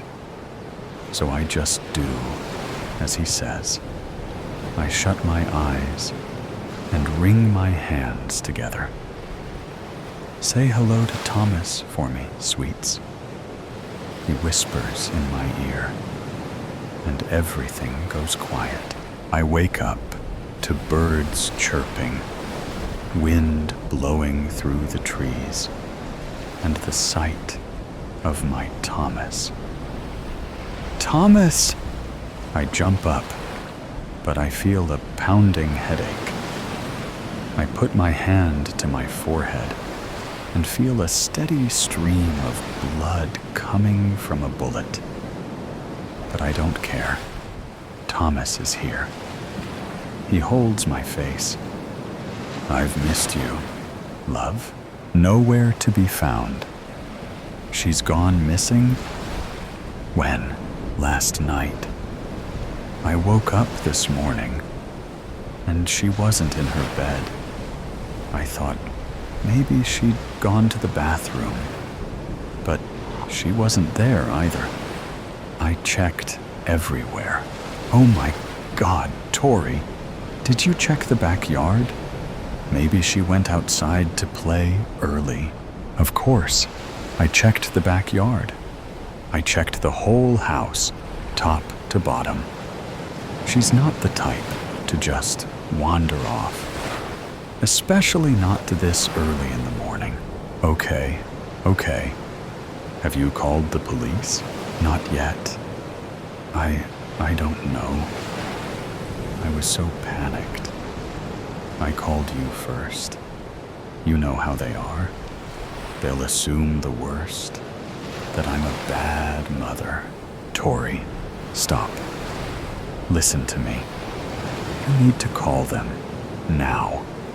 The sooner they start looking, the better. Every second counts. You're right. I'll call them now. Good. I'll be right over. Just stay put. Thank you, Sam. I don't know what I'd do without you. Don't worry. We'll find her. Just breathe. 911. What's your emergency? My daughter. She's missing. I can't find her anywhere. Ma'am, can you give me your name and address? Victoria Brooks, 123 Main Street. And the missing person's name and age? Rose Brooks. She's 6 years old. She has long, dark hair, light brown eyes, and she was wearing her favorite pajamas, the ones with the little bunnies on them. Mrs. Brooks will send someone over to take a statement. In the meantime, try not to worry. But how can I not worry? She's just a little girl. I understand, ma'am. But it's important that you stay calm and answer the officer's questions clearly. Can you do that? Yes, I'll try. Good. An officer will be there soon. Tori, it's me, Sam. Oh, thank God. I'm so glad you're here. I'm a mess. I told you I'd come. Have the police been here yet? Not yet. They said they'd send someone over soon. Did you find anything else? Any clues? Anything out of place? Nothing. It's like she just vanished into thin air. Her bed was unmade, as if she got up normally. But her favorite stuffed animal, Mr. Snuggles, is gone too. Mr. Snuggles? That's her little teddy bear, right? Yes, she never goes anywhere without him. It's strange. Maybe she took him with her. Did you check the windows? Are any of them unlocked? I don't know. I'll check. The one in the living room was unlocked, but it's too high for her to reach. Oh, God. Do you think someone took her? We don't know that yet, Tori. Let's not jump to conclusions. Maybe she climbed on a chair or something. We need to stay calm and wait for the police. Someone's at the door. I think that's them. Hello? I'm Detective Smith. You must be Mrs. Brooks. Yes, that's me. Come in. I'm here to ask you some questions about your daughter's disappearance. Of course. Anything to help find her. Can you tell me what happened last night? I put Rose to bed around 8 p.m. I read her a story, like always. She was asleep within minutes. I checked on her a few times throughout the night, and she was sound asleep. But when I woke up this morning, she was gone. Did you notice anything unusual last night? Any strange noises? Any cars outside? Anything like that? Nothing. It was a normal night. We had dinner, watched a little TV, then got ready for bed. Everything was fine. What about her father? Is he in the picture? Yes, my husband. But he's deployed overseas. And you're sure you checked everywhere in the house? Yes, I'm positive. I even checked the backyard, the shed, the basement, everywhere. Did Rose have any friends or other family she might have gone to? Anyone she might wander off to see? No, she's only 6. She doesn't have any friends outside of school, and my family lives out of state. All right, Mrs. Brooks. We're going to start our investigation and let you know if we find anything. But before we leave, we'll need to take a look around the house, if that's fine with you. Of course, Detective. Anything to help find my Rose. Thank you. And please, try to stay hopeful. We'll do everything we can to find your daughter. I appreciate that, Tori. I'm going to go check the park down the street. Rose loves playing there. Maybe she wandered off there last night. That's a good idea. I'll stay here in case the police come back. All right. I'll call you if I find anything. Be careful, Sam. Hello? Tori. It's me. I found something. What is it? Did you find Rose? No, but I found Mr. Snuggles. It was lying on the ground near the playground. Oh my God. What does that mean? I don't know, but it can't be good. I'm going to call the police and let them know. Please, hurry. I'm coming over there right now. No, Tori, wait. The police wouldn't want us to contaminate the scene. Just stay at the house. But I know, but we have to trust them. I'm calling them right now. 911. What's your emergency? Hello, Detective Smith, please. Please hold. Detective Smith speaking. Detective, it's Samantha Jones. Sam, Tori Brooks' friend. I found Rose's teddy bear, the one she always carries around. It was just lying on the ground at the neighborhood park. What? Okay, I'm on my way. Can you stay there and make sure nobody touches anything? Yes, of course. Thank you. I'll be there soon. Tori, the police are on their way to the park. They're going to search the area. Oh God, I hope they find her. I know. We just have to stay positive. I'm trying, but it's getting harder and harder. I get it. Just hang in there. They'll find something. I'm certain of it. Detective Smith, we've searched the entire park, but there's no sign of the girl. Damn it! We need to widen our search. Check all the nearby houses and businesses. See if anyone saw anything. Check security cameras. Anything. We need to find this little girl. and we're running out of time. Yes, sir. Tori. The police are widening their search. They're checking all the houses in the neighborhood, talking to people, looking at security footage. That's good, right? It means they're taking this seriously? Yes. It means they're not giving up. I hope so. I can't lose her. They'll find her, Tori. I know they will. I hope you're right. I think the police are back. Mrs. Brooks, we have some news. Is it about Rose? Did you find her? Yes, we found her. Oh my God, is she okay? Is she hurt? She's alive. But she's been through a lot. We found her in an abandoned house a few blocks from here. She was hiding in a closet. Who took her? Why? Was she hurt? We're still investigating, but we have a suspect in custody. It appears to be a case of a kidnapping gone bad. The suspect has a history of similar offenses. Rose is being checked out at the hospital, but she seems physically unharmed. Oh my God, I can't believe this happened. I can't believe someone would do this. I understand. It's a terrible thing. But the important thing is that Rose is alive. Can I see her? Yes, of course. She's at the hospital right now. We'll take you there. Thank you, Detective. Thank you so much. You're welcome, Mrs. Brooks. We're just glad we could bring your daughter home. Rose!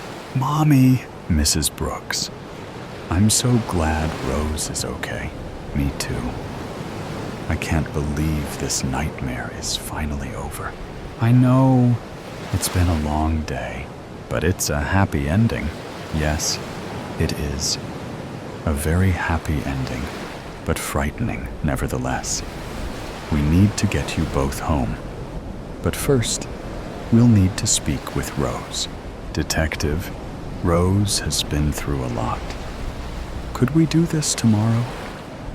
Perhaps you could stop by the house around noon. Sure, I understand.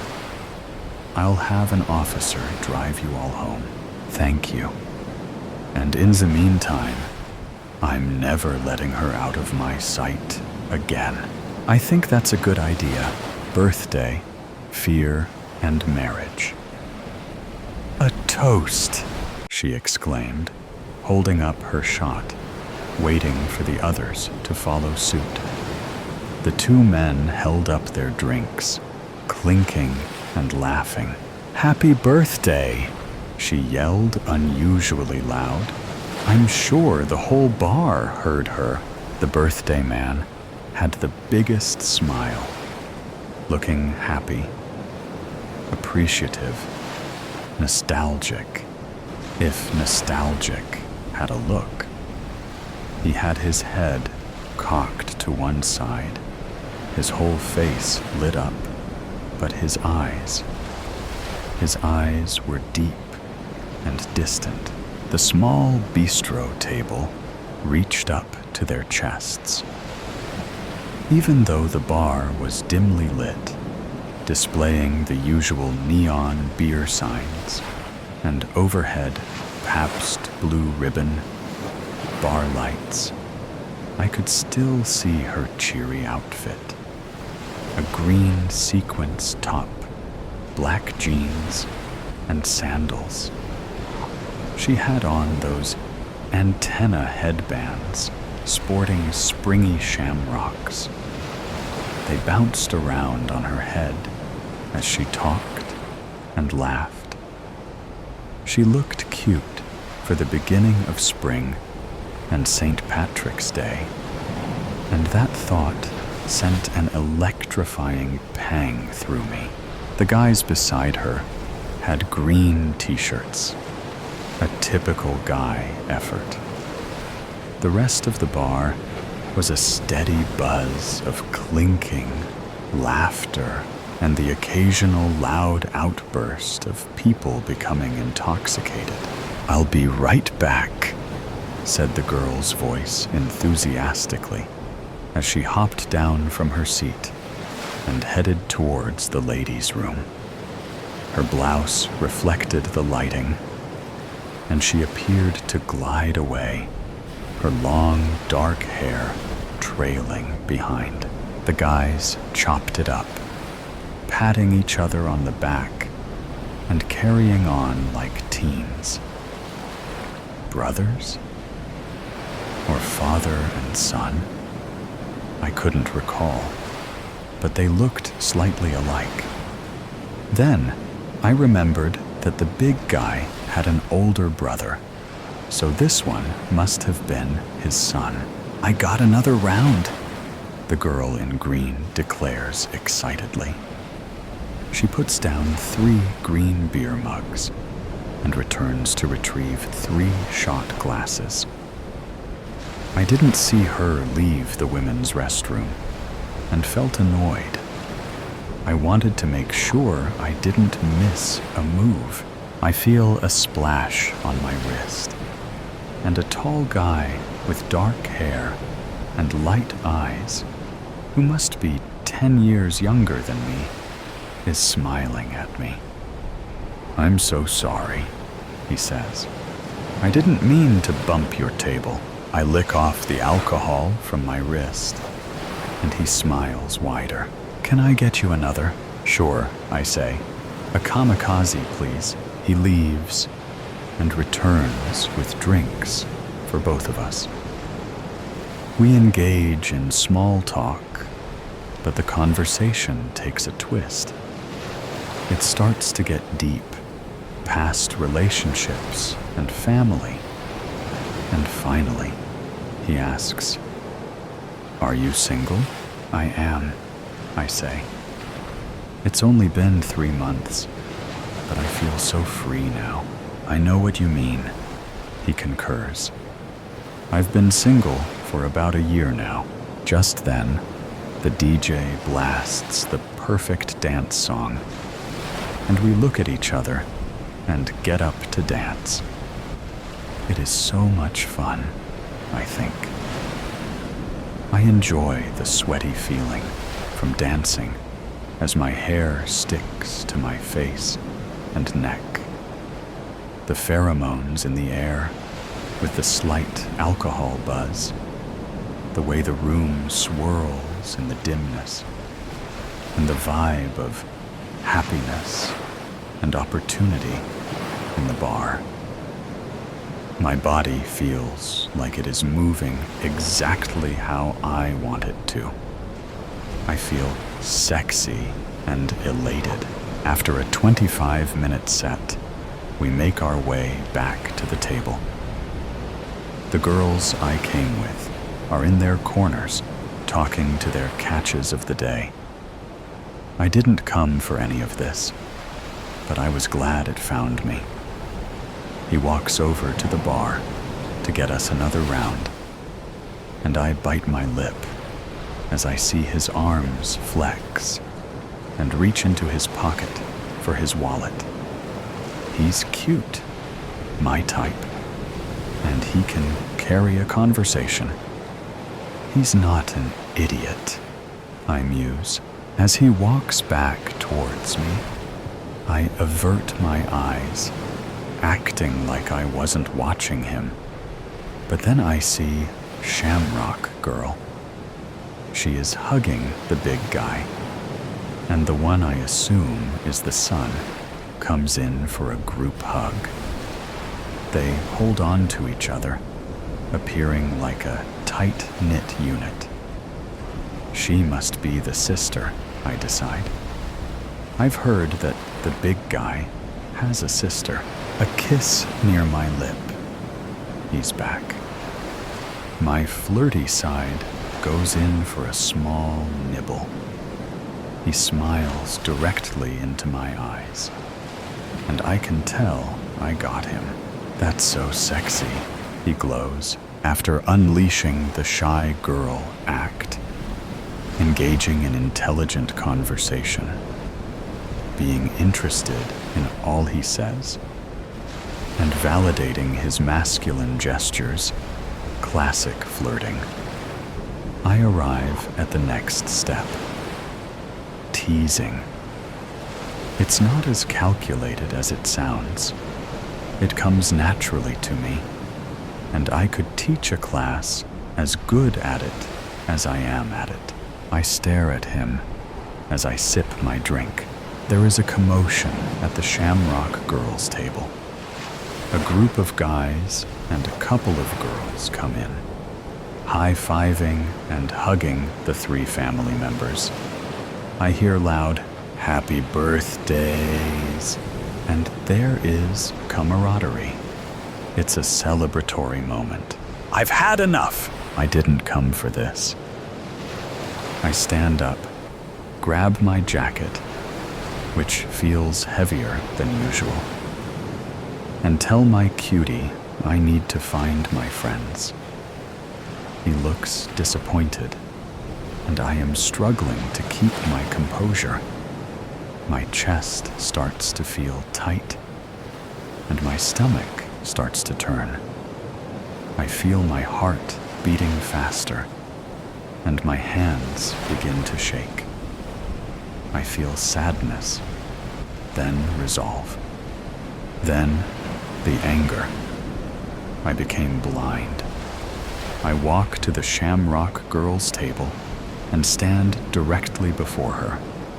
My eyes are hard, and I stare at her. She stops talking, and her face straightens. The big guy, the killer, sucks in his breath. Must be nice, I utter. Must be nice to have a brother to celebrate his birthday with. My voice becomes louder and colder. She doesn't say anything. The surrounding people begin to look towards us. I snatch her hair with exceptional force and yank her face to the table. It is then the rage takes over. I fucking hate you! I scream at her. I hate you, I say to the big guy, attempting to reach for his sister. I pull the small, sharpened, handheld spear I carry and jab it into his hand. He yells and pulls his hand back. It is dawning on her who I am. She thought 25 years ago was long forgotten. The big guy thought it was behind him. He felt he paid his price for killing my brother, his classmate, and his childhood friend. But he didn't. I didn't get to serve my justice. I'm screaming viciously at everyone who is attempting to reach for me. I look like a rat cornered, trying to find a way out. In the corner of my eye, I see my cutie. He doesn't look shocked. He is slightly smiling at me. Let me do this! I scream. I raise my other hand with my spear and see myself driving it into her temple as I hold her down with my other hand by her hair. No, don't, was the only muffled words I heard from her. Screams ensue as I graze her head and stab the table. I plunge over and over on the wooden table beside her head until the adrenaline starts to subside. I realize the music has stopped and the whole bar is watching. The big guy was stunned, but he didn't restrain me. He let me do it as I asked. He's holding his hand. He mouths, "I'm sorry," as the bar begins to fade into black. I feel someone's arms gently touching my shoulders, and my shoulders start to cave in. I slowly release my grip on her hair and let my hand fall onto my jacket. Her face, smeared with tears and sweat, looks at me as she backs away. It's my cutie's arms. He guides me away, enveloping me with his body for protection. He moves me through the crowd. My hand feels the metal of the gun, the one I bought a couple of years after the big guy killed my brother in an attempt to curb my fear of guns. It remained in its case for over 20 years. I was still afraid of them. The topic came up in my deep conversation with the cutie I met. I told him my plan. He must have thought I was joking, but he was keen when it rolled out like the scenario I painted. As he walked me out of the building, I could hear my friends calling after me. I ignored them and got into my cutie's car. He shut my door and held me. Still feeling numb, we drove to the city. Halfway there, we started opening up again, talking like we had known each other for years.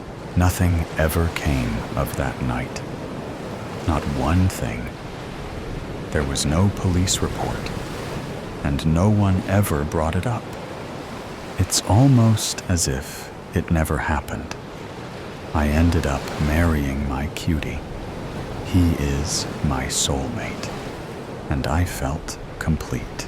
A few years later, the feeling came again. I felt the stirring. I began formulating another way to get her. I'd send in my cousin to seduce her, make her fall in love, then break her heart. She needs a broken heart like mine.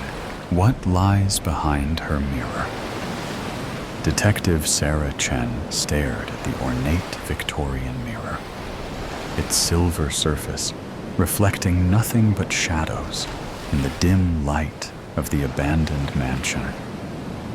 3 days, 3 women missing, and all connected to this house. The mirror seemed to mock her with its emptiness. Find anything? Detective Mike Rodriguez's voice echoed from the hallway. Just another dead end, Sarah replied. But something about the mirror kept drawing her attention. The curved floral patterns along its frame seemed to shift in her peripheral vision.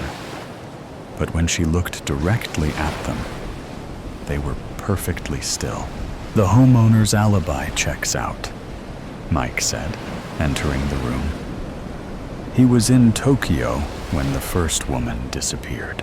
Sarah traced her fingers along the mirror's frame. What about his wife? That's where it gets interesting. Mike pulled out his notebook. Mrs. Eleanor Wright hasn't been seen in public for 6 months. Neighbors say she became a recluse after their daughter's suicide last year. Sarah's hand froze on the frame. Suicide? That wasn't in the case file, because it wasn't ruled a suicide officially. The daughter, Rebecca Wright, 19, was found in this room, in front of this mirror, with no signs of trauma. Toxicology came back clean. They called it natural causes, but 19-year-olds don't just die of natural causes, Sarah finished. She leaned closer to the mirror, her breath fogging the glass. For a moment, she thought she saw something move behind her reflection, a shadow darker than the others.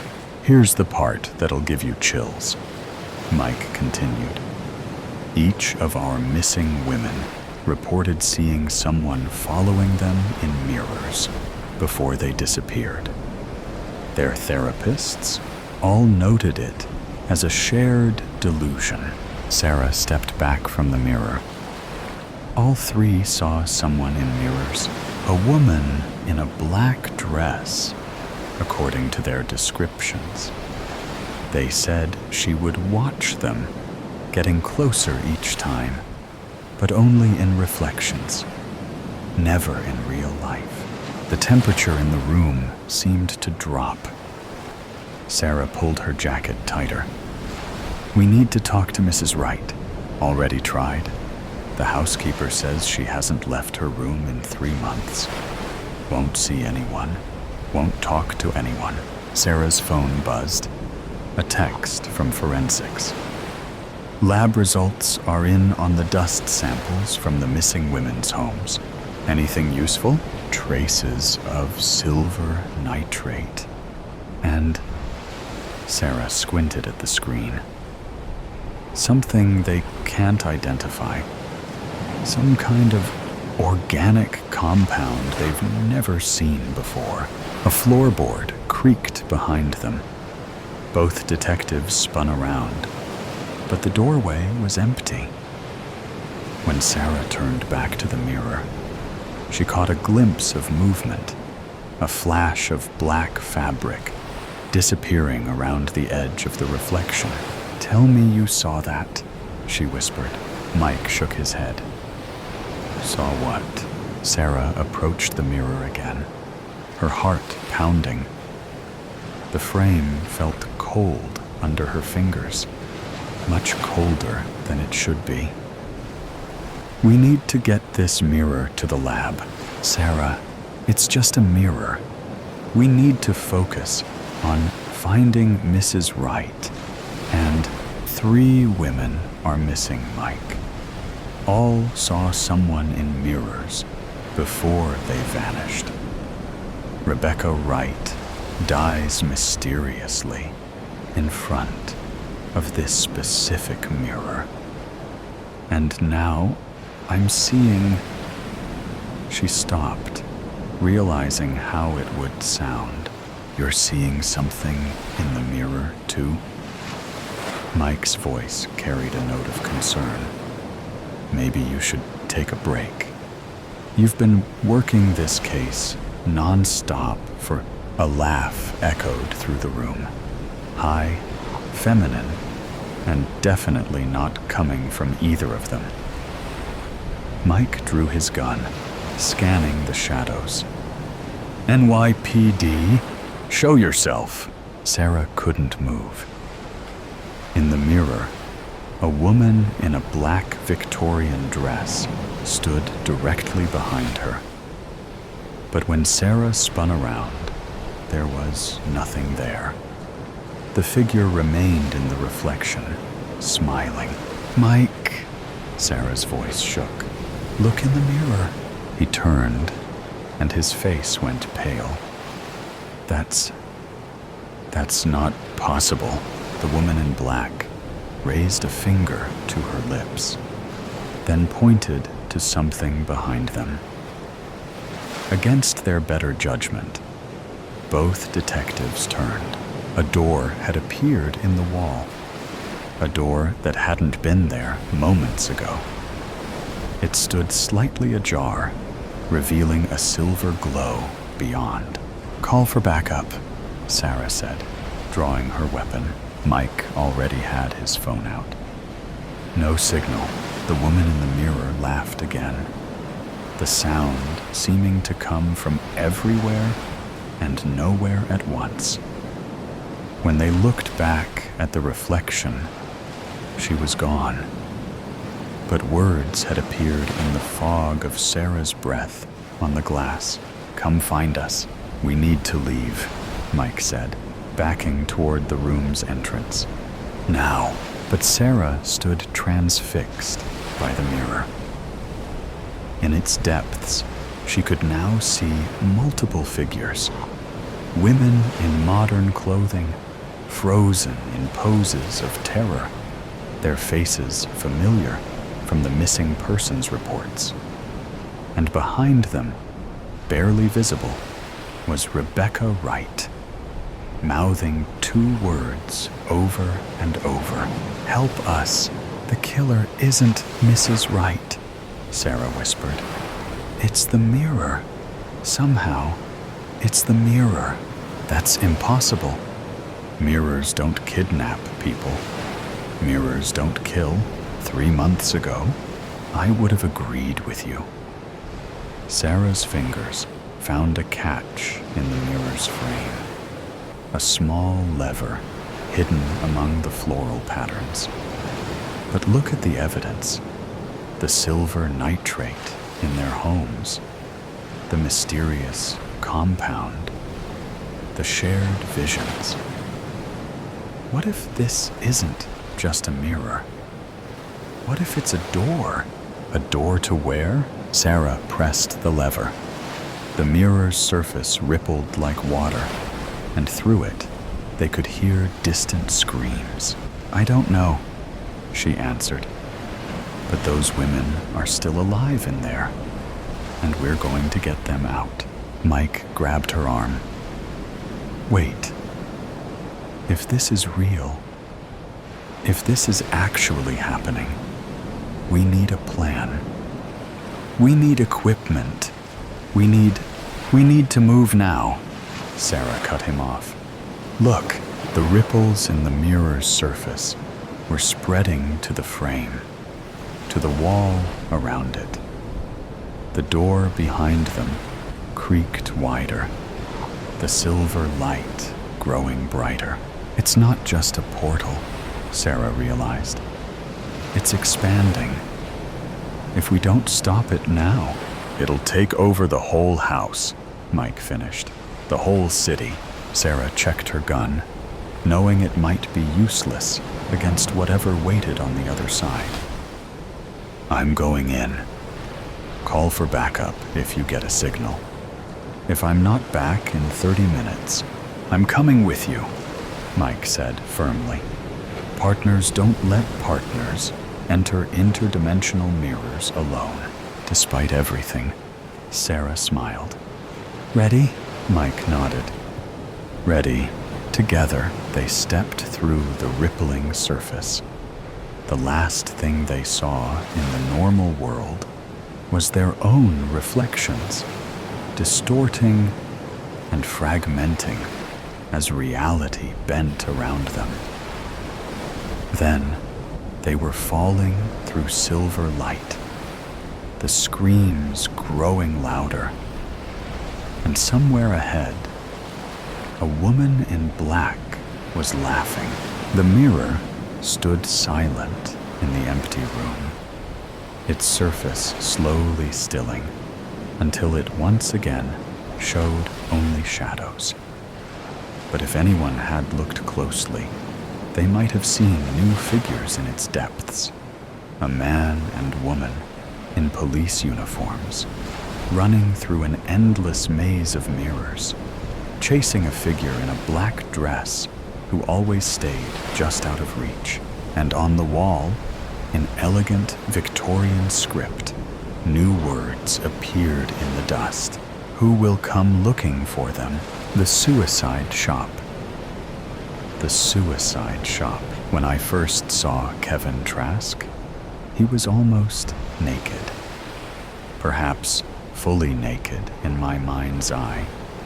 But he was wearing the skimpiest of bathing suits as he got out of his pool, stretched and toweled himself in the noonday sun. He could have modeled for any underwear ad. He was that chiseled, with long, angular lines from head to toe.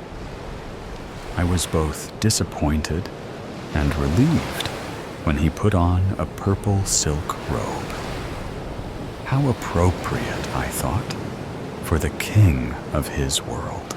He had yet to speak, despite acknowledging my presence with a brief nod. He was dead wrong if he intended for me to feel cowed by his superiority. I hated what he did for a living. "Inside or outside?" he asked as he came closer to me. I must have looked confused. or perhaps still caught in the daze of watching him get out of the pool. The interview? Oh, okay, I stammered, instantly regretting how I must have sounded to him, but then quickly recovered. Inside, I said. Too much sun out here, and I did not bring sunscreen. Inside, I groaned, thinking I could not sound any more stupid and thrown off by his looks, like any schoolgirl, instead of a crack reporter for the Daily Interview, a serious national magazine, a Pulitzer Prize finalist, for God's sake. Jeannie Hawk, crack reporter, bowled over by a Chippendale. Follow me. He turned and walked away from the house, and then through a hidden door in the outbuilding next to the pool. I like to use this room, out of earshot of the staff. NDAs can only cover so much. I don't want to be overheard spilling state secrets, he said with a smile.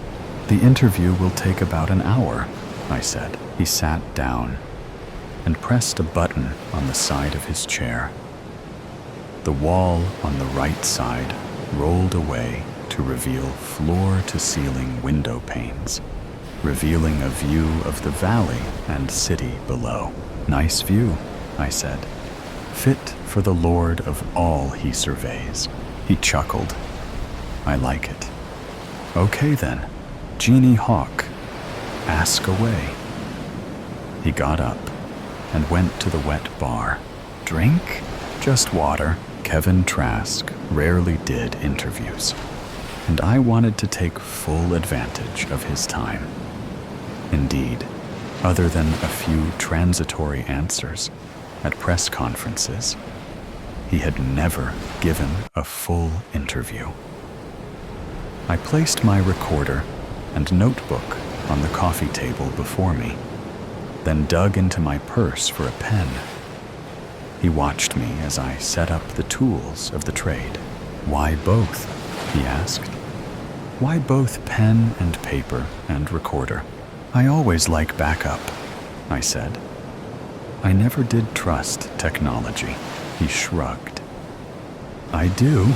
I studied him, taking in the sculptured beauty of his face, the one plastered all over the country on magazines, billboards, and buses.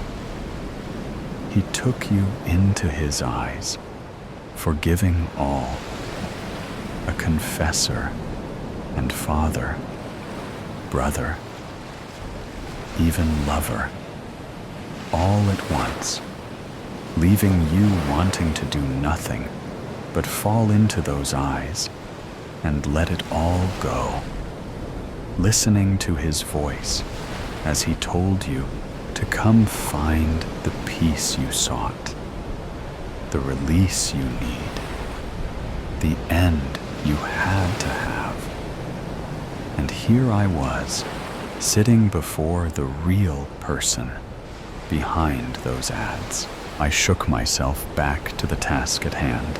This is Jeannie Hawk, date June 1st, 2035. So, Mr. Trask, he stopped me with a hand. Call me Kevin, he said, inviting me to continue. So Kevin, I stressed the word. How did it all start? Where did you get the idea for the suicide shop? People have always wanted to kill themselves, Jeannie. I made a way for them to do that and live should they choose, and also to die should they choose that.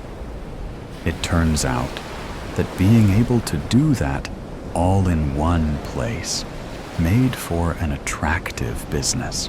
My turn to hold up a hand. Kevin, if I had wanted to listen to one of the suicide shop ads, I could have simply turned on the television. Every idea starts somewhere. I want to know your start.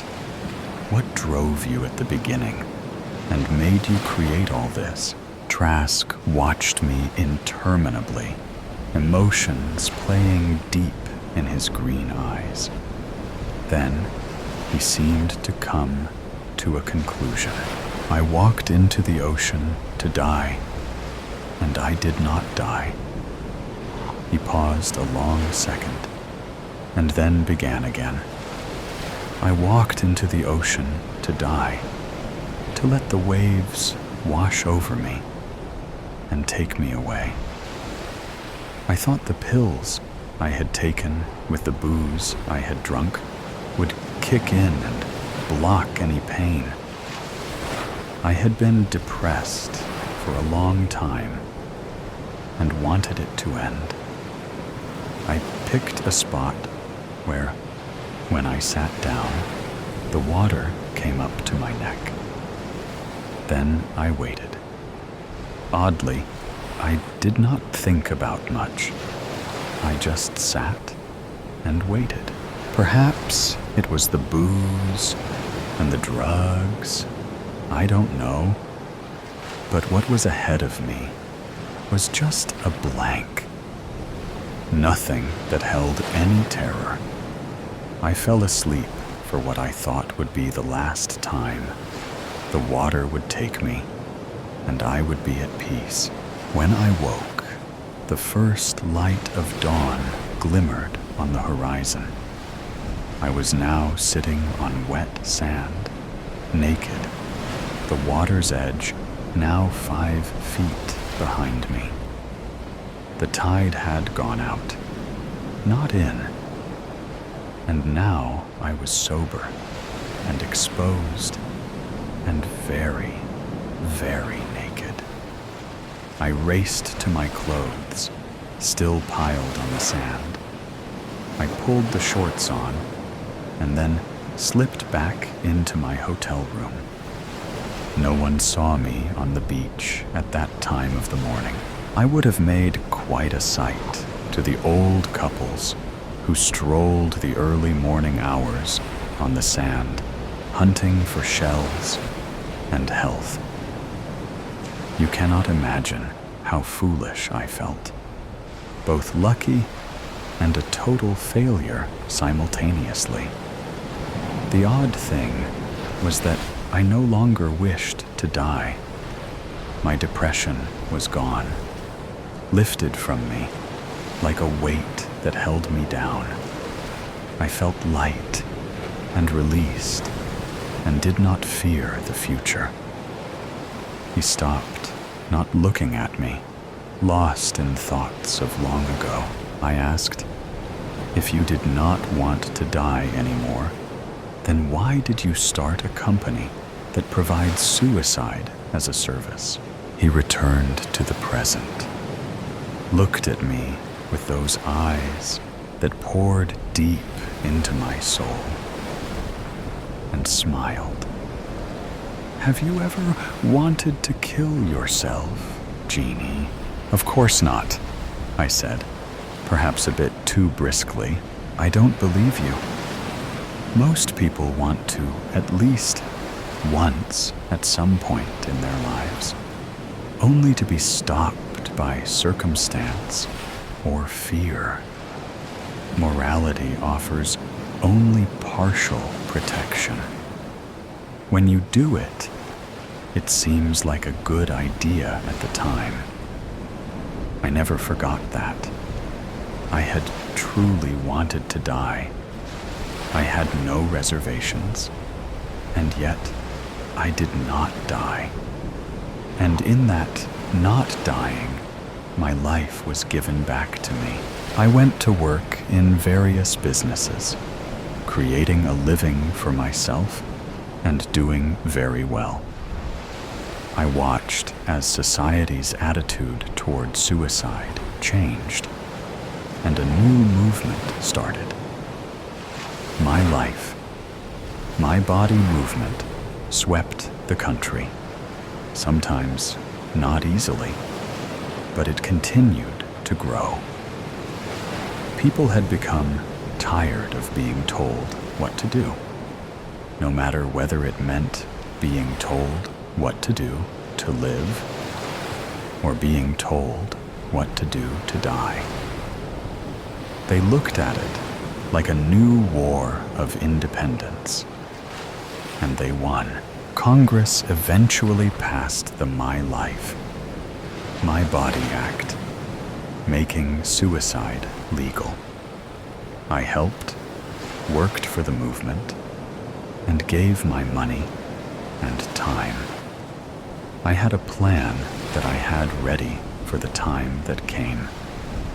I saw a need to provide people with a way to explore the suicide scenario safely, to see if that was indeed what they wanted, or if, like me, they would find that it was just a good idea at the time. So, I opened my first suicide shop. There, you could try the various ways to do yourself in. I expected that many people would regret the act if saved from it, just as I had been. I arranged multiple ways to try. A menu, so to speak, death a la carte, all safe unless you flipped off the safety switch. Then, it became permanent, but it was rarely used. Most preferred the safe try. The first shop was so successful that I franchised it, and it became the largest chain of any company in the country, and over the years, in the world. Would you like to see the inside of the shop? Absolutely.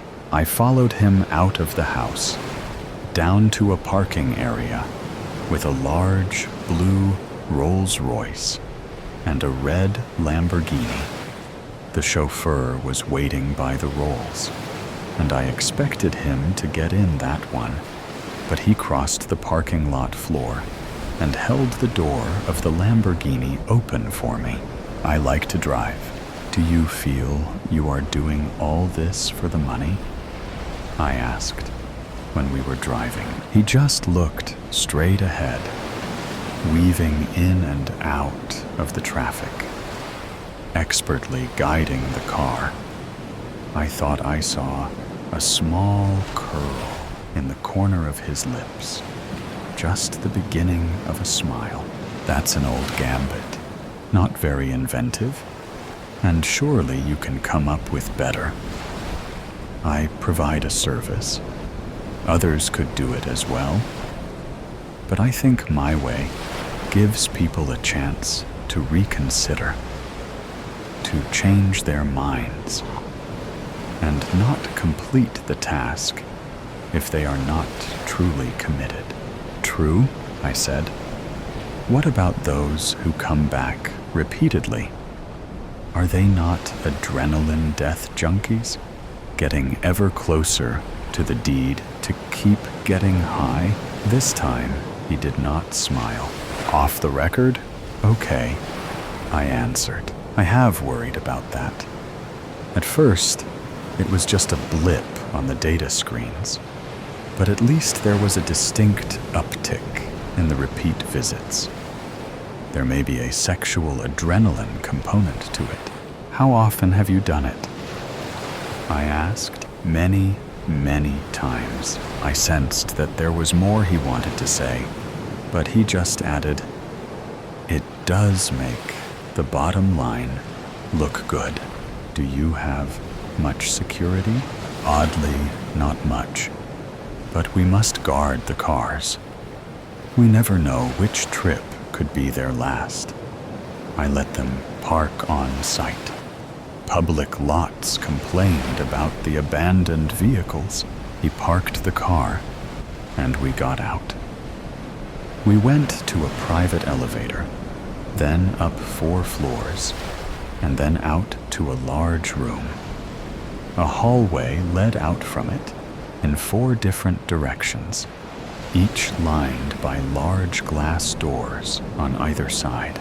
He waved a languid arm to either side, and I watched pride form on his lips in a slow smile. Each room is a different experience, he said. Each room will be tuned to an individual's desires, just like tuning your radio dial to the deadly channel of death. This one, he said, pointing to the room to his right, is the overdose room, complete with all the world's favorite drugs, packaged in pill or IV form. If you want to go right to the edge and be pulled back, you must leave the safety switch in the safe position, and an aide will administer the antidote. Tell me of the other rooms. He moved on, waving his hand to either side, pointing out rooms for gunshots, cutting your wrists, throwing yourself out of a building or a cliff, car wrecks, death. By misadventure, even death by cop. There were many more rooms. Some take more preparation, mixing virtual and real reality in ways that can keep you alive unless you've turned off the safety switch. They are proprietary trade secrets that I can't tell you. We are quite adaptable. I felt the hair rising on my neck as he said this, realizing what appetites were being fulfilled here. I made a few notes, and my mind was racing. It's a cultural phenomenon. People use suicide as entertainment. I looked up at him and saw great weariness in his eyes, more than I would have expected. He was not a young man, but looked older than he should have when he did not smile. I suspected that he was unhappy with his creation. "Let's have a cup of coffee," he said. He led me down the hallway around the corner. There is a cafeteria coffee shop for people needing a timeout or a family that comes with them.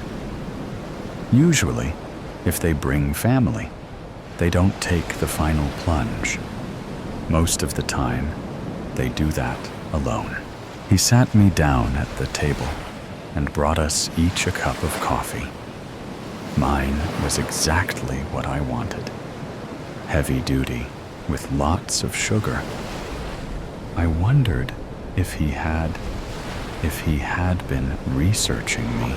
"Off the record," he said, watching me put my book away and ensure the recorder was powered off.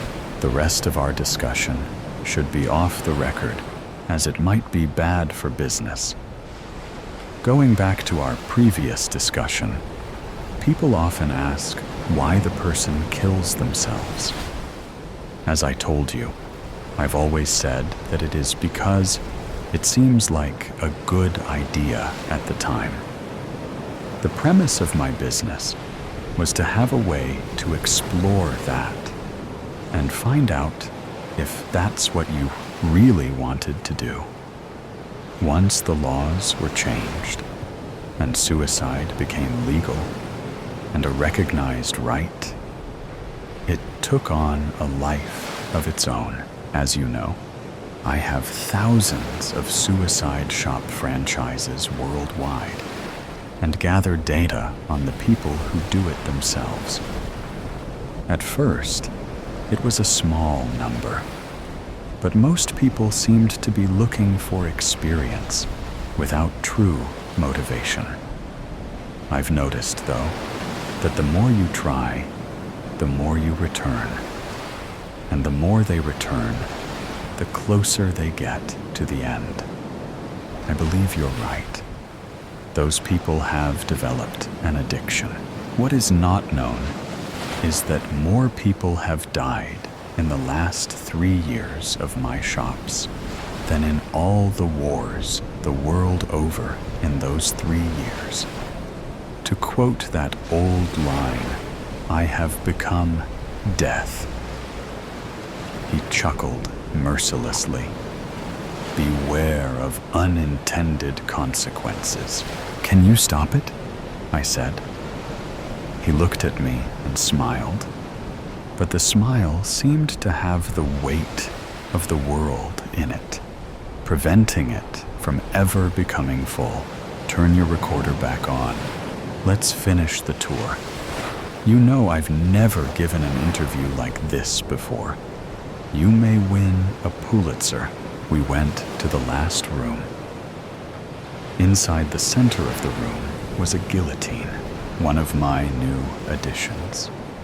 This device is one of the most efficient ways to kill ever invented. It's foolproof with the proper machine, quick in its finality, and I hope it is painless. Although you can't ask the subject after it's done.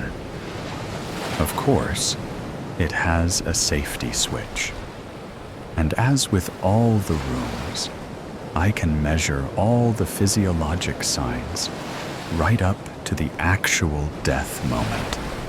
This room has not had a customer yet. I would expect it to be the same. The sensors review the data and come up with what I call the fear acceptance ratio. The closer to 0 that ratio gets, the more certain it becomes that the person will go through with it and kill themselves. I have placed a monitor in each room that the customer cannot see, but my technicians can. That's it. There on the far wall. If my technicians see the number getting close to 0, they know to be ready to call in the cleanup crew. That's a detail that has never been revealed. Be sure you write that down. The safety switch is there by the right hand. In order to have the machine complete the task, you have to push it all the way to the right, and a green light will come on, and the computer will ask you if you are sure. If you say yes, the blade drops. He looked at me and asked, "Are you getting everything?" I nodded. "Stay here then, and watch." Then he slipped inside the room. I was unsure, but I thought I had heard him lock it. I saw him lay down on the guillotine and put the bracket over his neck, and heard it click into place. I heard his voice tell me the sensors were built into the machine. I looked at the monitor on the far wall and saw a flashing number that started at 7 and then crept quickly to 0. "Are you getting all that?" I heard him say. "Yes," I said, feeling a tremor of doom start to shake me. I wanted him out of that room. I saw him grasp the safety switch. His hand slowly pushed it towards the right. "Remember everything I said," I heard him say, as I tried to force my way through the door, but realized it was useless. Through the glass, I saw the safety switch turn green and heard the computer's voice asking if he was sure. Holding what I felt was my last breath, I heard him say, "Yes." "No, don't!" I screamed. "No, don't!" The blade dropped. The last thing I saw as my scream faded was his head rolling on the floor, stopping next to the glass, his dead green eyes on mine. I was still crying. No, don't. Finding Lucas. He's in there. I know he is, said Mark to no one, kneeling behind a tree and staring through binoculars. He started to count. 3, 4, 5. I can take 5. This was only the people he could see, and he couldn't be sure that there weren't more. He'd have to wait another hour, then go in under the guise of darkness, or risk being caught. An hour was a long time to wait, when all you want is to be reunited. But if he wasn't smart about this, he'd die before he could ever help Lucas. 3 days earlier, Mark and his 6-year-old son, Lucas, were eating cans of beans by a fire in the desolate woods. They assumed they were all alone. And why wouldn't they? When you're living through a zombie apocalypse, you're almost always alone. Mark had been recounting tales about the boy's mother from before he was born. This only saddened Lucas, since he never got to meet her. She died giving birth to him, back when modern medicine wasn't hard to come by, and before the day of darkness, the name the survivors dubbed for the start of the apocalypse. Survivors was a funny word to both of them, since they hadn't seen a single other human in the past 6 months. The last human they saw met his end at the hands of Mark and his trusty 8-inch blade he kept strapped to his ankle. The red-headed drunk had stumbled upon the two of them while they were pillaging an already slim, rationed convenience store. Seemingly friendly at first, he approached them with a good-natured spirit. It turned dark very quickly when he elbowed Mark in the face, picked up Lucas, and made a run for it. Carrying a 6-year-old boy slowed you down mightily, and Mark caught up to him rather quickly. In the old days, Mark would have just tackled him to the ground and called the authorities. But that was the old days. Now, the only justice was the one you served up yourself. Mark stuck his blade directly between the drunk's shoulder blades, and he went down hard, splitting his head open against the pavement, choking on his own blood in the process. He had fallen on top of Lucas, but luckily, the boy had not sustained any injuries. No physical ones, that is. The trauma, on the other hand. Back in the old world, children were just that. Someone's product of love. In the new world, after the day of darkness, children became a commodity. This was because the disease that had infected humans and made them turn into the creatures we so eloquently refer to as zombies affected 99.99% of children. Studies showed, this was when there were still studies to be had, that it only affected about 96% of citizens above the age of 15. This made children a delicacy, a chance to repopulate the world, one human at a time. A modern-day Adam or Eve. 4% of the world's population went unaffected, except for the after effects. After the day of darkness, everyone resorted to killing each other to preserve any food or shelter that still remained. For all Mark knew, he and Lucas were the only two people remaining on Earth. That's what he thought. Until 3 nights ago. Are we going to see Mommy in heaven when we get there? Lucas asked innocently. Yeah, buddy, Mark said glumly. We sure are. She's waiting for us. I wish she didn't have to be there. I wish she was here with us right now. Me too, pal. Me too.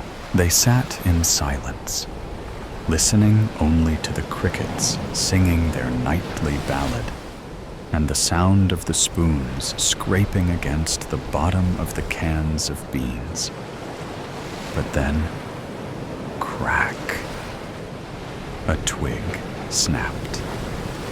Mark's ears perked up, but then the silence continued. He glanced around, and all he could see was darkness. His eyes stopped on his boy, his sweet, innocent boy, who didn't deserve this life. He deserved to be a normal kid, to grow up with parents who loved him, in a house with a swing set and video games on the TV. Instead, they were always on the run, preserving their lives. A tear formed in his eye as he stared, watching that wonderful boy spoon a mouthful of beans into his mouth. His son made eye contact and gave a smile, but then his face instantly turned to a look of terror. Mark noticed movement in the bushes behind Lucas and assumed Lucas's terror was brought upon by noticing movement behind Mark. Before he could turn around to see, Mark was knocked out cold. He wasn't out for long, maybe a minute or two, and when he came to the group of pillagers were leaving, they had the boy hog-tied, and 2 burly men carried him like he was a pig on a stake. Mark went to jump up, but a knee met his back. At least he thought it was a knee. Instant pain struck him. He turned over to see the man's face, and that's when his world started to blur. He had a small knife protruding from his side. The boy's ours, motherfucker, said the gangly man who was missing 2 teeth.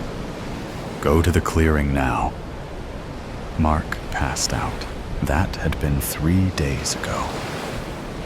He had spent the last 3 days trying to follow the tracks of the group who had taken his son. He was slow-paced, having limited flexibility and immense pain from the gash in his back. The knife missed any major arteries or nerves, and mostly just caught the fat muscles. Still, the pain was excruciating. But Mark knew if he let too much time pass, the trail would run cold, and he'd lose it forever. Along with his boy, the tracks had led him to a small town. He found a tree to hide behind while he could scope it out. In his satchel, which he was fortunate enough to still have, he always stored his gear 50 or so yards away from his campsite, just in case. He had a pair of binoculars, which he took out and used to get a better view of the town. He knew he'd have to wait another hour or so until darkness fell, but he only saw 5 people, and he thought under the darkness of night he could take 5 people out. He would be reunited with his son soon enough. Night came, and he readied himself. He carried a long machete, which was stained brownish red, having been used on one too many people since the day of darkness. Too many people that Mark hated to admit. He slowly approached the town from the south side, where he saw only one guard. This would be the most crucial. They had firearms on them, and he knew if he could take down the first guard quietly, he'd have a firearm of his own, if needed. He waited patiently as the guard did their stroll backwards and forwards. Once he knew the pattern, he took a deep breath and waited for his opportunity. After he heard 3 steps, he knew the guard would turn, and that's when he would pounce. 1. He thought about his wife. 2.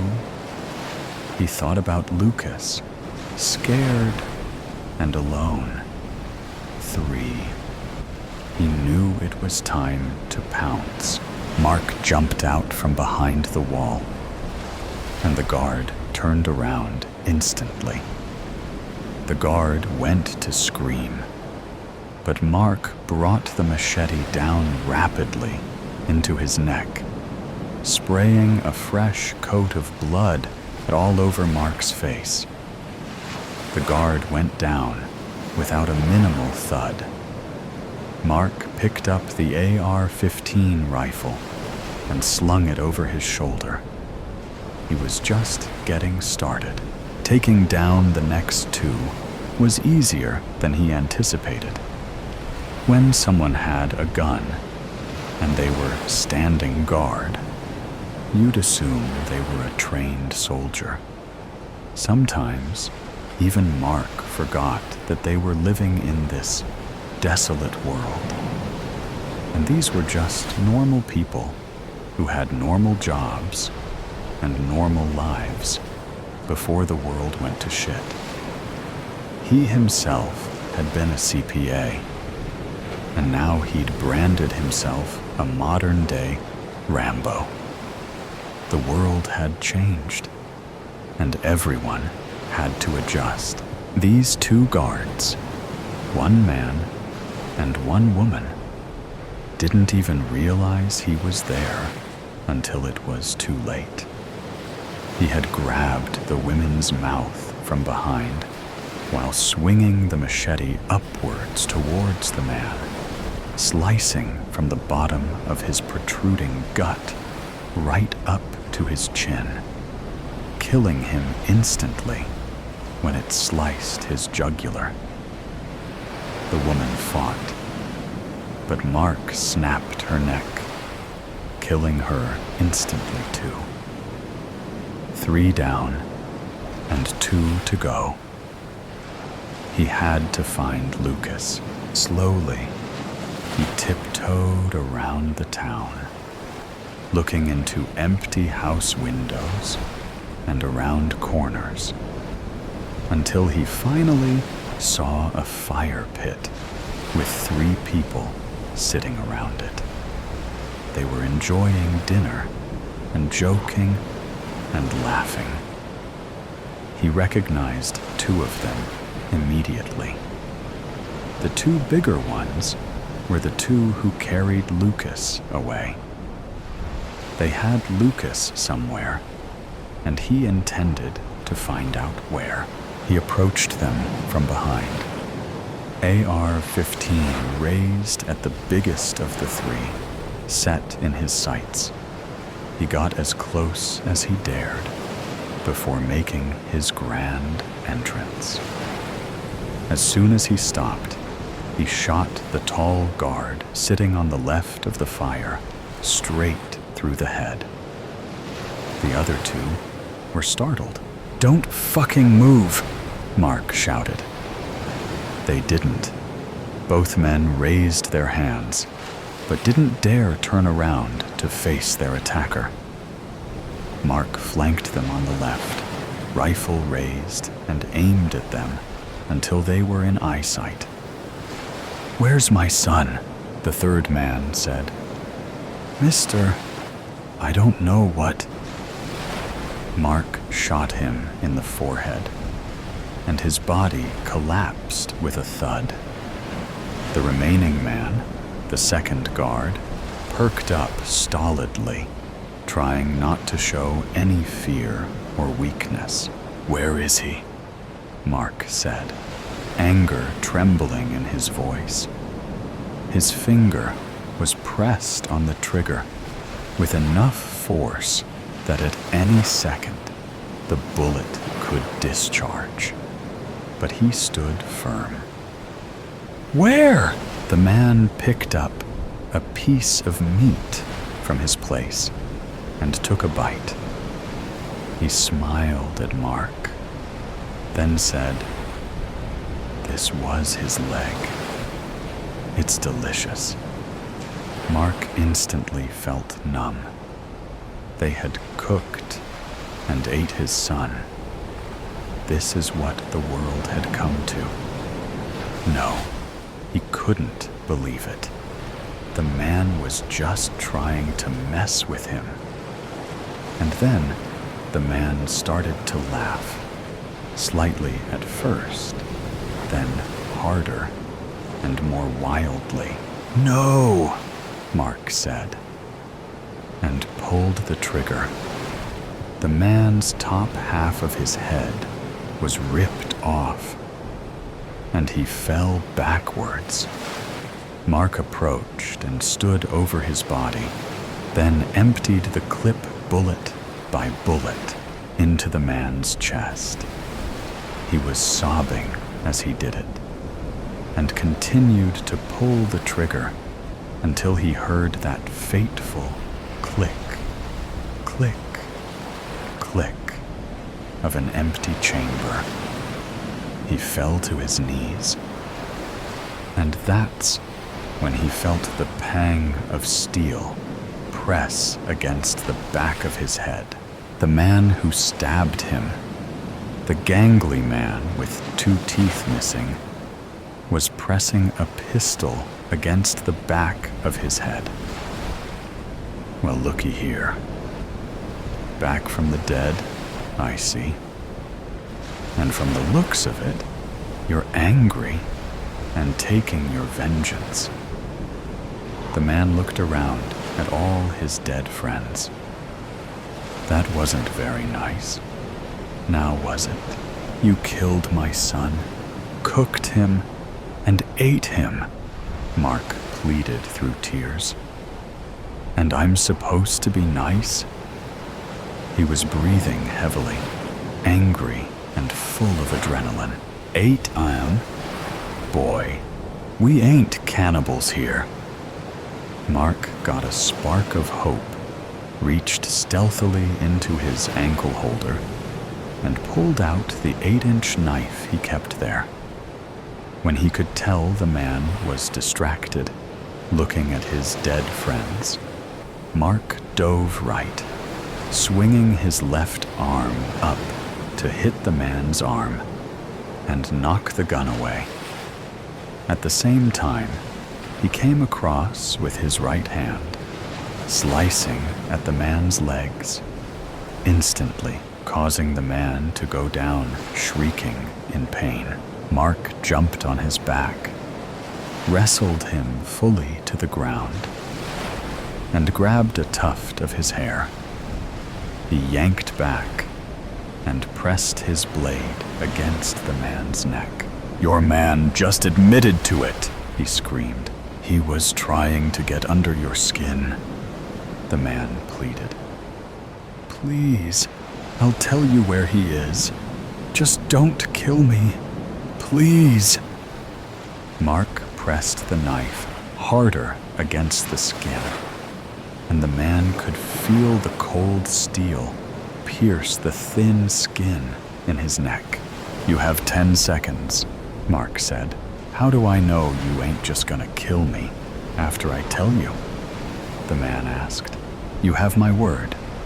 Tell me where he is, and I'll let you go." 6, 5, 4.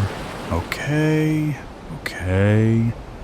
About a mile south of here, there's a village. A bigger village. They have goods that we never had access to. We traded him this morning for food and booze. It includes that whole pig you saw my man eating over there. "How do I know you're telling the truth?" Mark asked, pressing the blade slightly harder.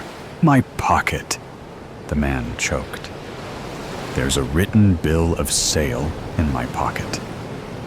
Mark loosened his grip, and the man let in a deep gasp of air.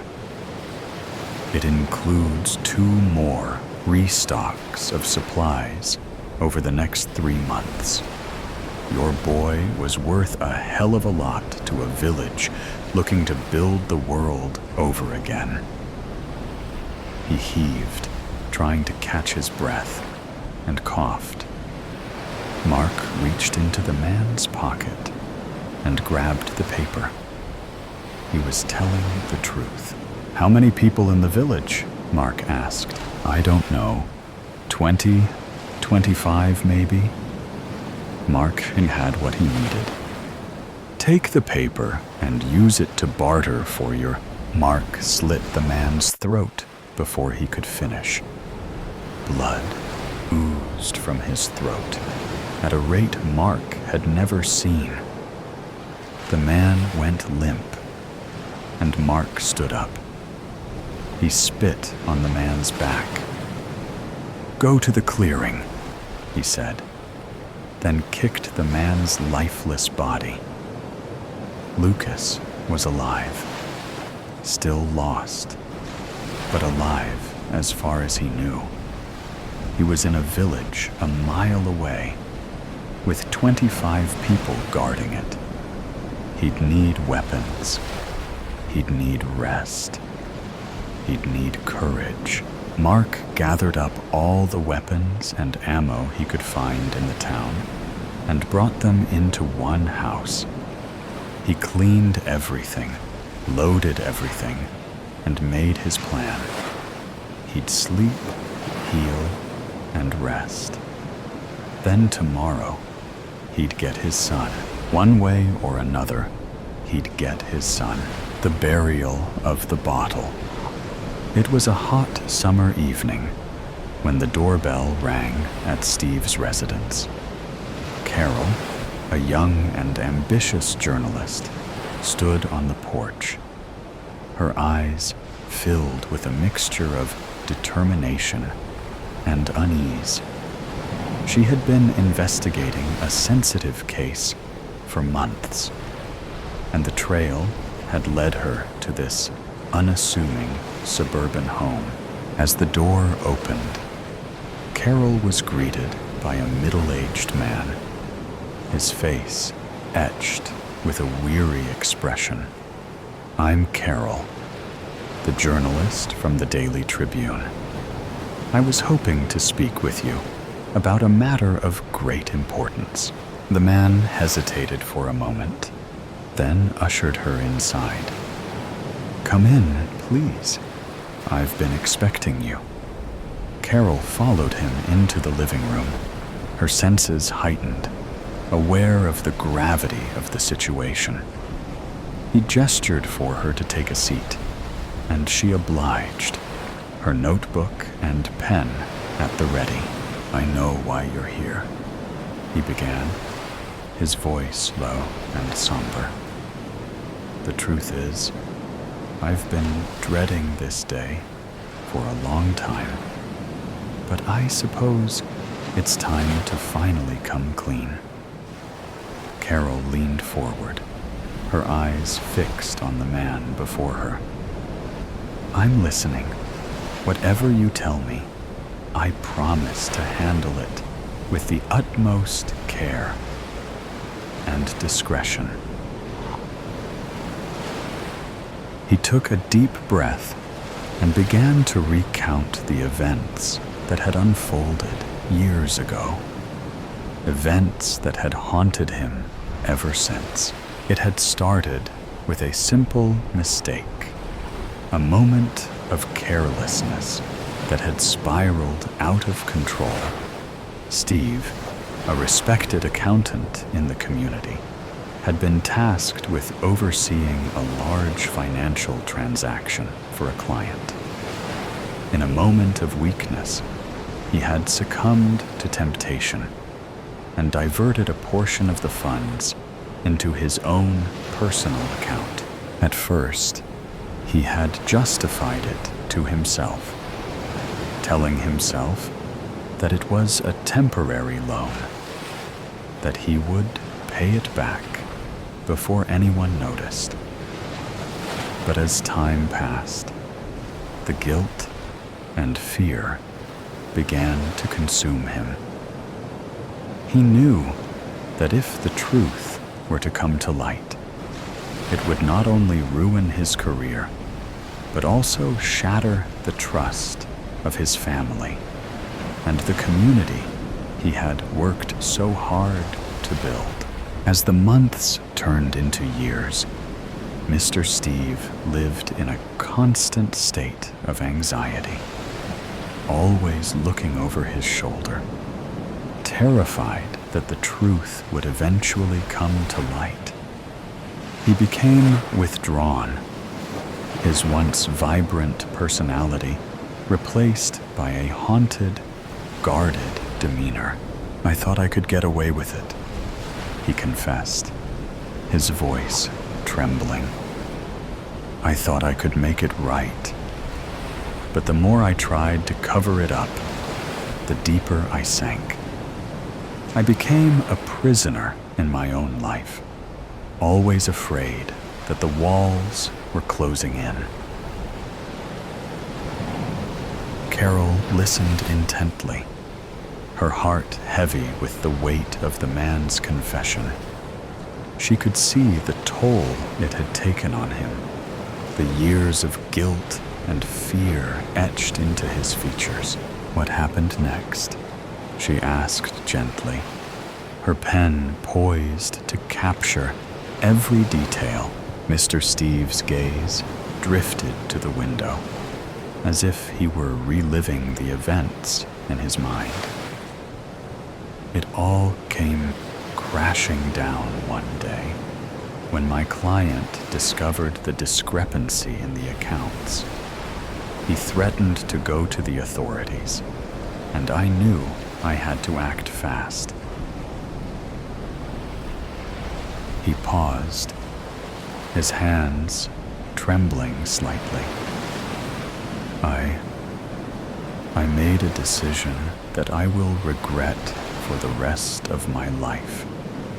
I couldn't let everything I had built be destroyed, so I made the client disappear." Carol's eyes widened in shock, and she felt a chill run down her spine. "You mean you killed him?" The gravity of his words hung in the air, and Carol found herself struggling to process the information. She had come here expecting a story of financial impropriety, but this was something far more sinister. She was so caught up in the moment that she did not hear the two men come into the room from the kitchen. Before she knew it, one of the men had put his hand over her mouth and nose, suffocating her. As they were putting her body in the back of the truck, they heard a voice telling them, "You know what to do." The sun beat down mercilessly on the dusty road as the two men in the battered pickup truck navigated the winding path through the vast expanse of the desert. The air was thick with the scent of gasoline and the faint hint of something more sinister. Albert gripped the steering wheel, his knuckles turning white as he focused intently on the road ahead. His partner, Bill, sat silently in the passenger seat, his gaze fixed on the horizon.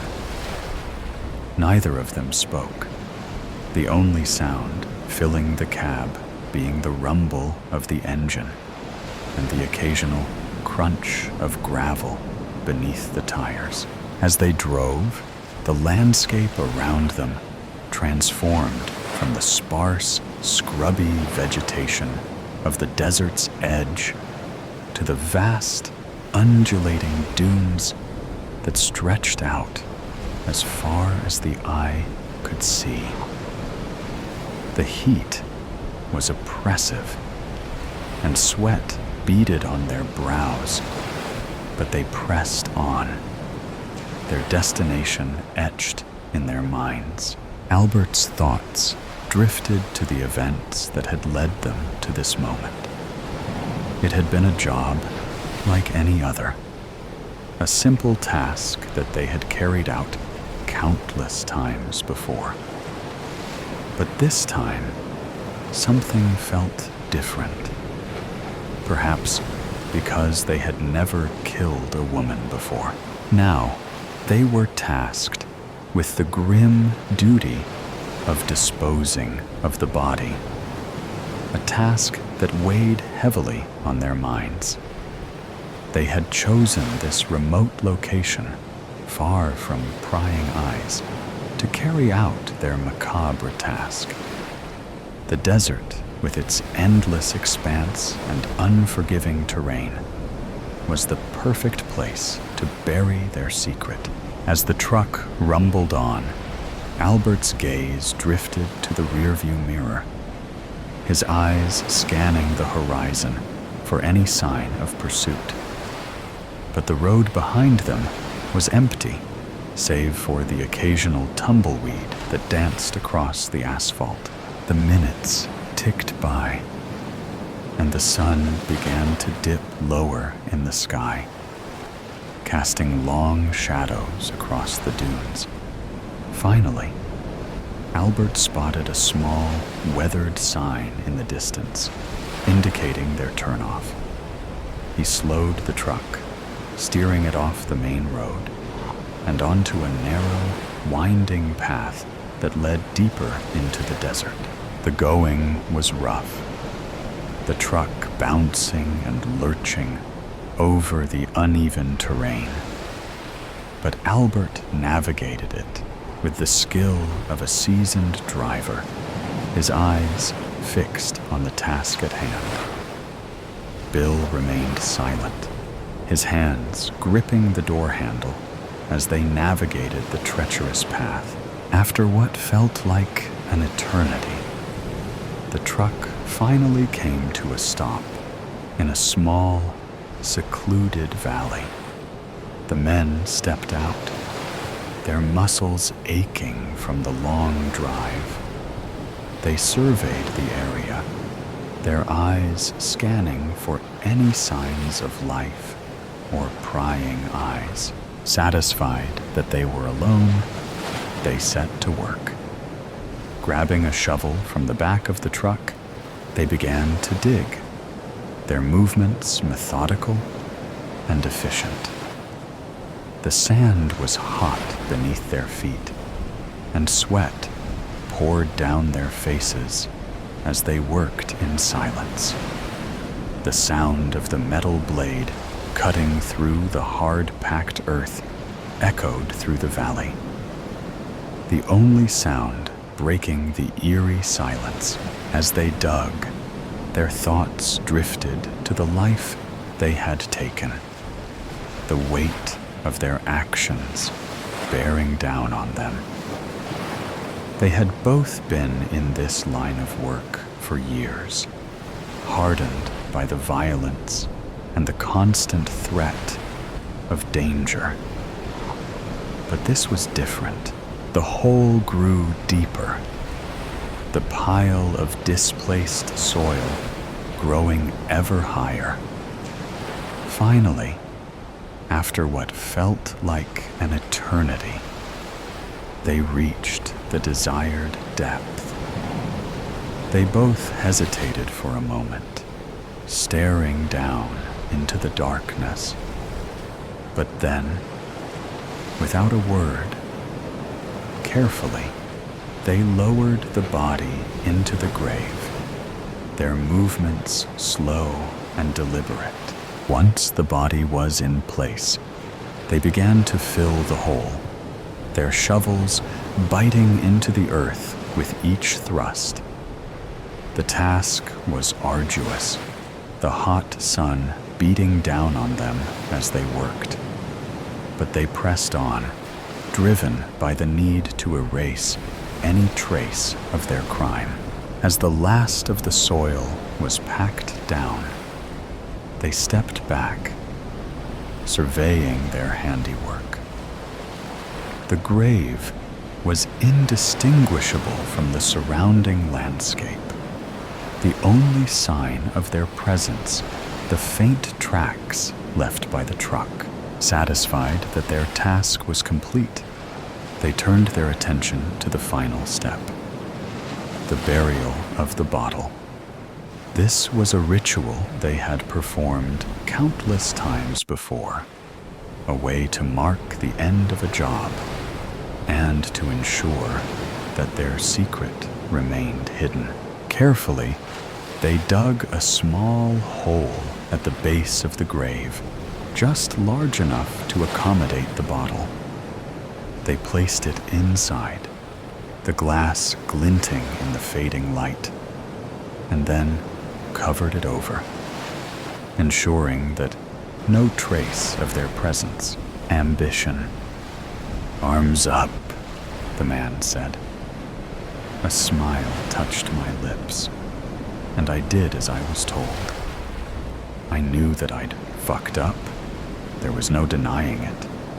This meeting was a formality, not a death sentence. I lifted my arms lightly above my head. My suit coat hung along my shoulders like torn-back sails. The man patted me down, unholstered my gun, and tucked it along the back of his waistband, and I looked at him with a questioning glance. The nerve of this one, I thought, but remained silent, smelling the wafting cigar smoke pouring out of Father's office. "You'll get it back when business is concluded. This your only piece?" he asked, sizing me up. I nodded and tucked in my shirt along the waist again, shimmied my pants into a better position. The man stood aside, gesturing for me to enter. My hand wrapped around the brass doorknob, and the thick wood creaked inward. And all at once, the smell of Father's cigars hit me harder than a ton of bricks. My eyes watered.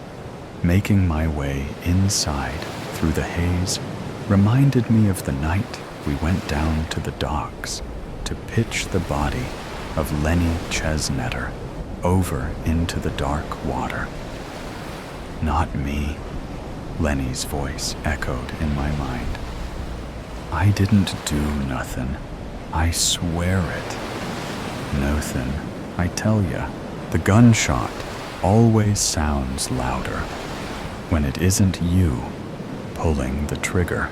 I entered the lavish office, my father sitting behind his desk like an old king at his throne.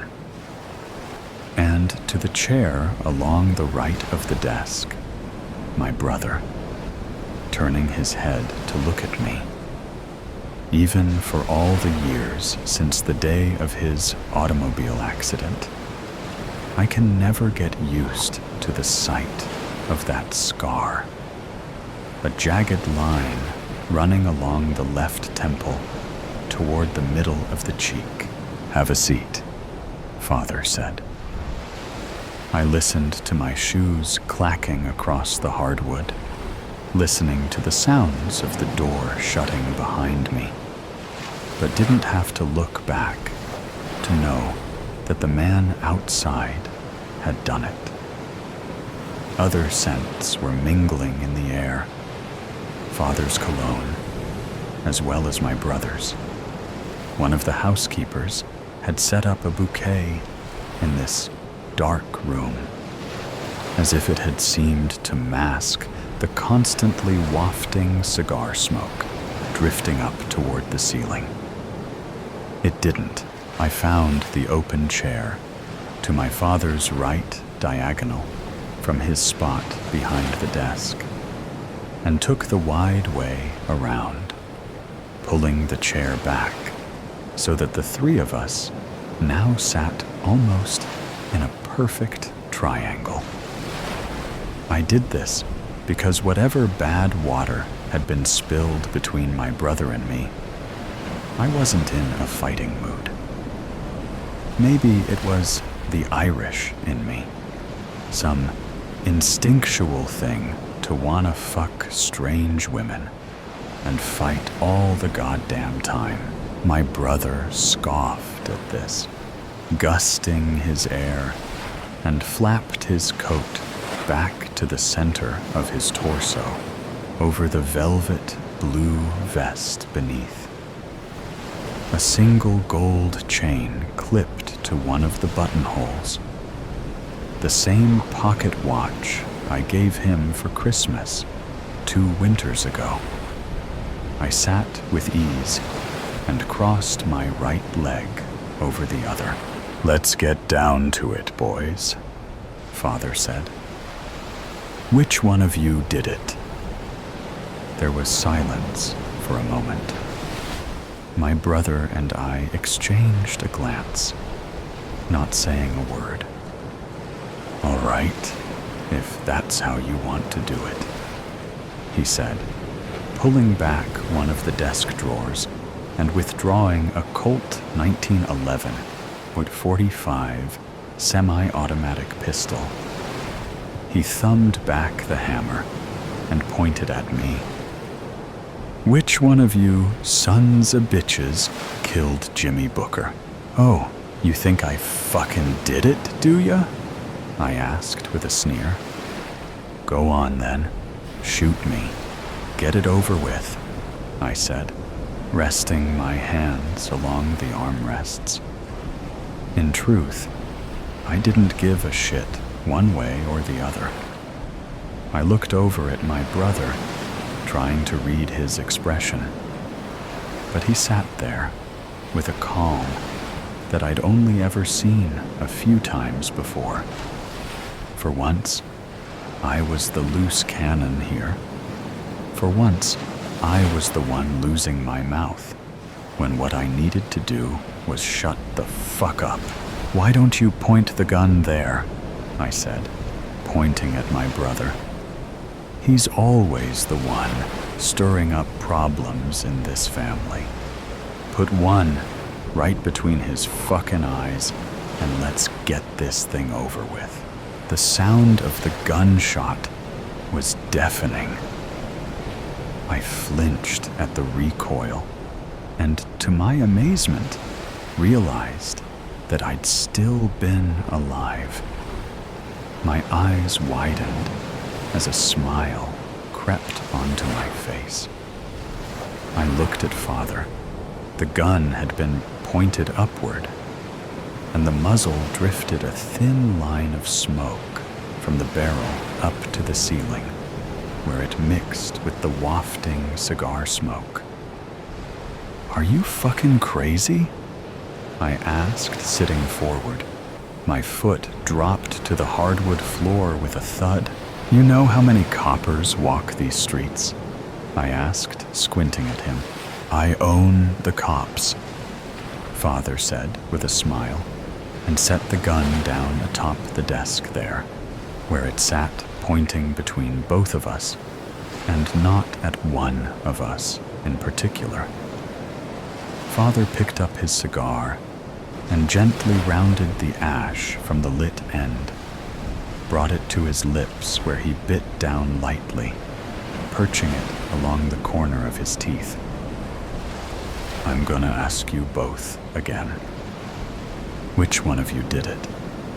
he asked, drawing on the chewed bit of his cigar, with a wash of gray smoke drifting down from his parted lips. His wrinkled eyes studied us one by one. "Does it matter?" my brother chimed in. "That guy was a crook.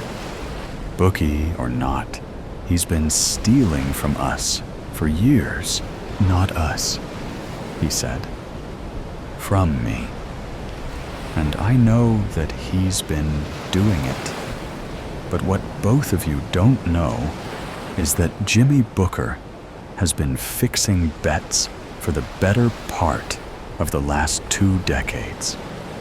It was only a matter of time before we took the hammers to his kneecaps. But I would have let him live. You smug prick." Father leaned forward and stared at brother. "Scraps. That's what he took from me. Scraps. Like a dog. And one of you 2 numbskulls whacked him before I could set him down and get the truth out of him good and proper." Father sat back. "Besides, nobody gets snuffed out in this town without my saying so. Not even my dumb fuck petulant rat children prancing around like they're doing the Lord's work. Is that what you thought you were doing? The Lord's work?" He slammed his fist down along the top of the wooden desk, killing a man in broad daylight. 2 days before the race of the fucking century. He stood quickly, the chair behind him falling back as he towered over the desk in front of us. "Do you 2 idiots have any idea how much fucking money I was going to make off of that race?" "55 large," I said. I knew I'd seen the books. "How much money did you take him for, anyway?" Father asked, pressing his knuckles down along the top of the desk. "How much money did you recover from Jimmy's safe?" "All of it," I said. "How much?" he asked again. His pupils were so large that you couldn't see the blues there anymore. Only the blackened coals for eyes where color had once been. "We're wasting time," my brother said absently. He had begun running his fingers along the scar across the left temple beside his eye. He did this, of course, an old gambling tell of his, when he bluffed. "We had another bookie lined up, south side, Giovanni's man." My father was stunned into silence. He turned and picked up his expensive leather chair and set it upright once more, collapsing into it. "Let me get this straight. You killed my man so that you could use the Italians. Do you think because we have some truce with those Goombas, you can take out one of our own and fix bets with another organization? Looks like you boys are trying to run this family." Father rubbed his eyes, his cigar still perched in his teeth along the corner of his mouth.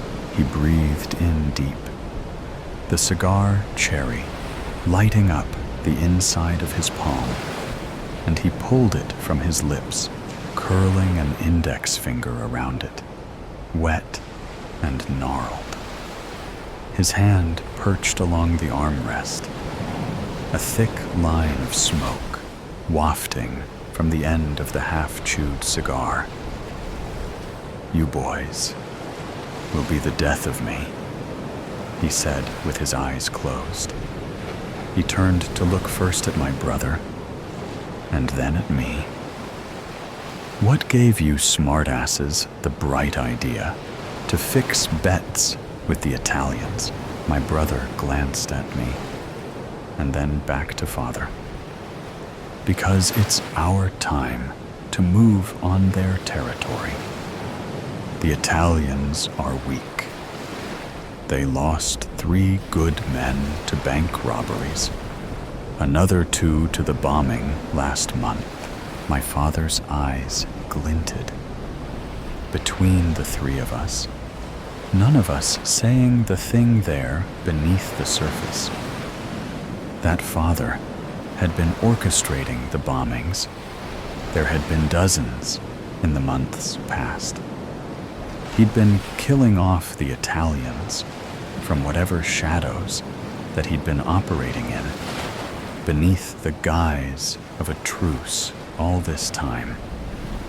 The bombs that had been planted, the coppers tipped off about the bank robberies, was only a fraction of the work that had been done.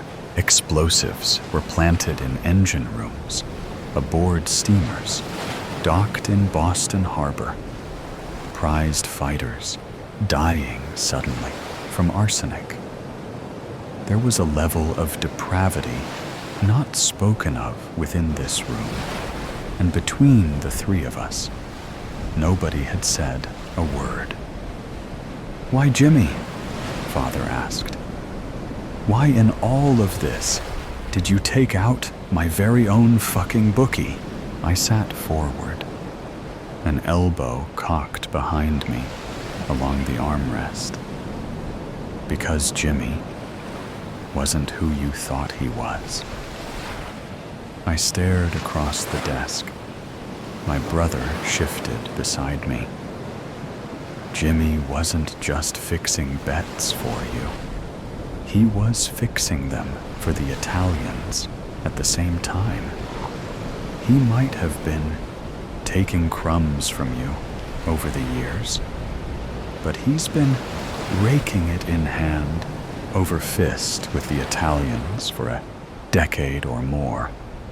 Jimmy is a distant cousin to the Giovanni Syndicate, married to one of our very own."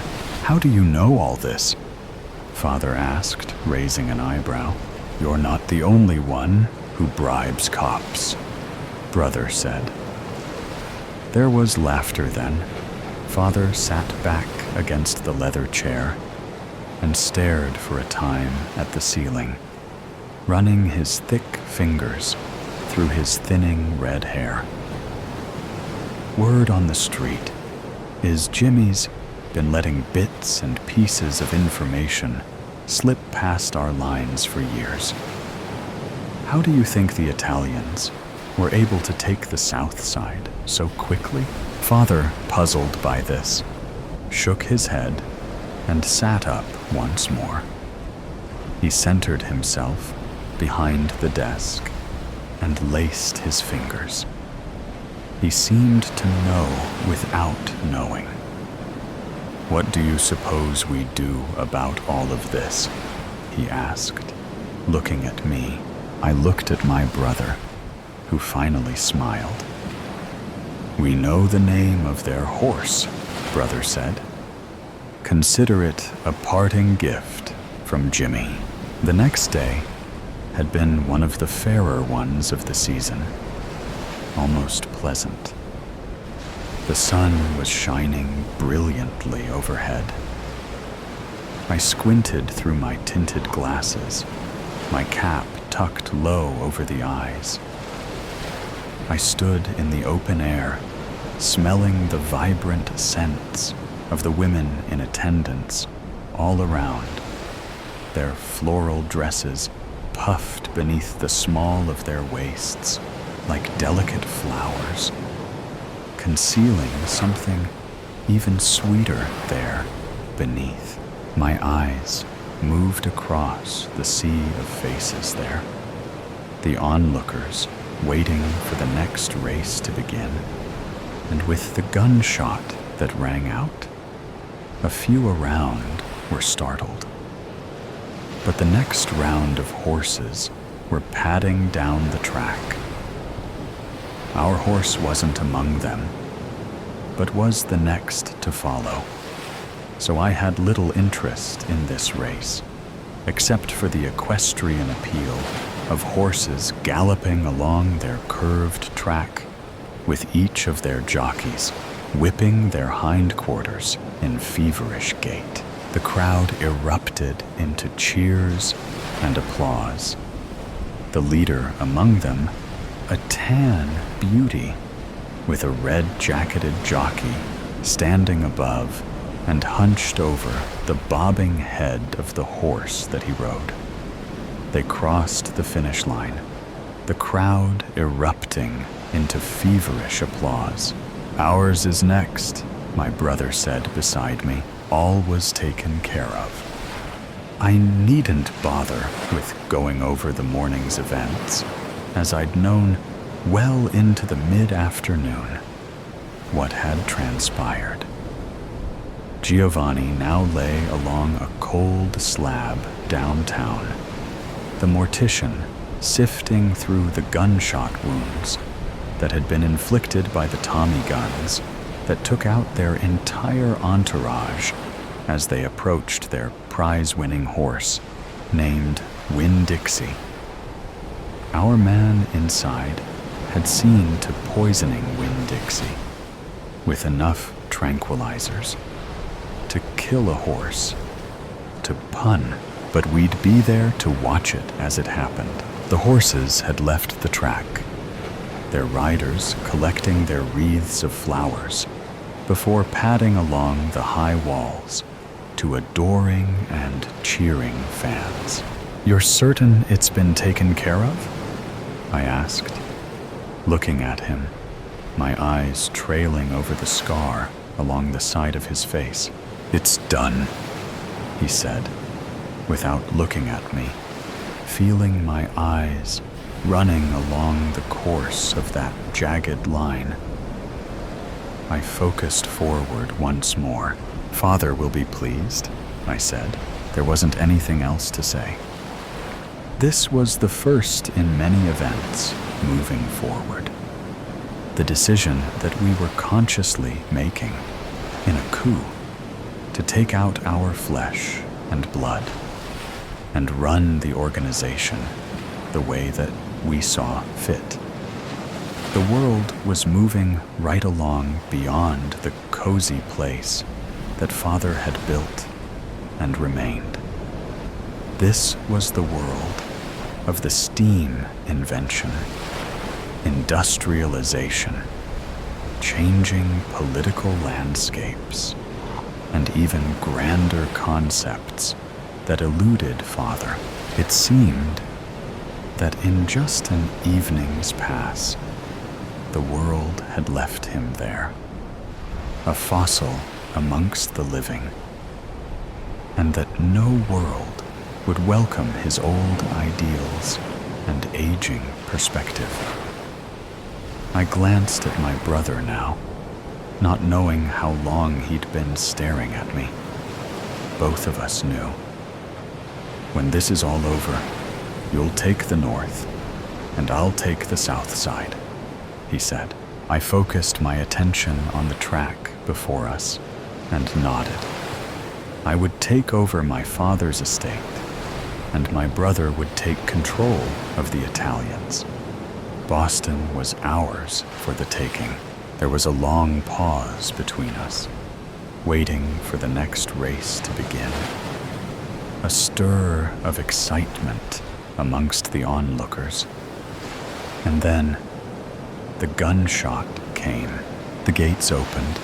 Our horse, Lil Red One, roared past the others, but at the third gate, Winn-Dixie trotted forward in hopefulness, keeping a fair speed at first, before arching its head backward and falling onto the ground, with its back legs splayed as it rolled to its side.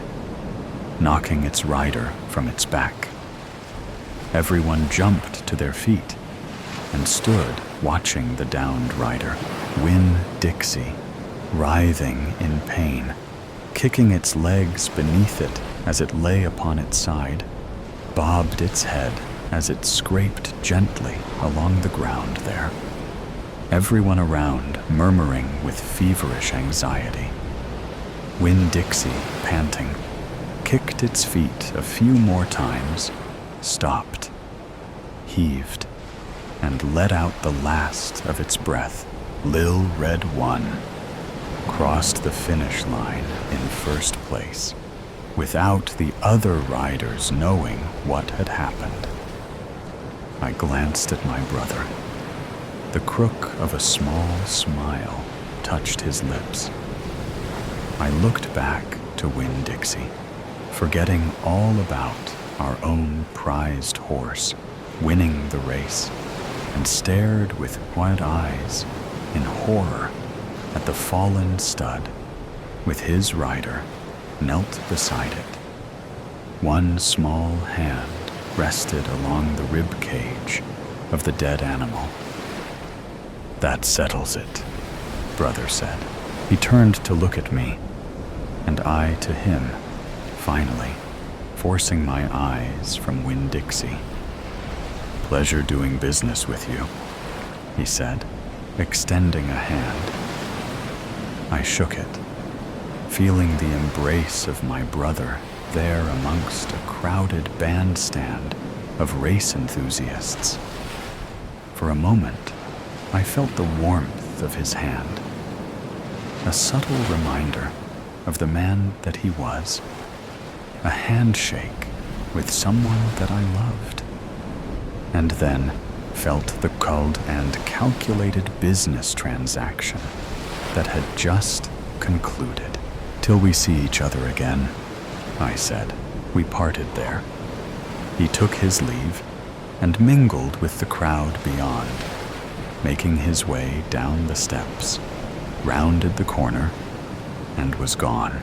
That was the last time that I'd spoken to my brother aloud. Not long after the events of that day, my father had been fatally stabbed to death late one evening.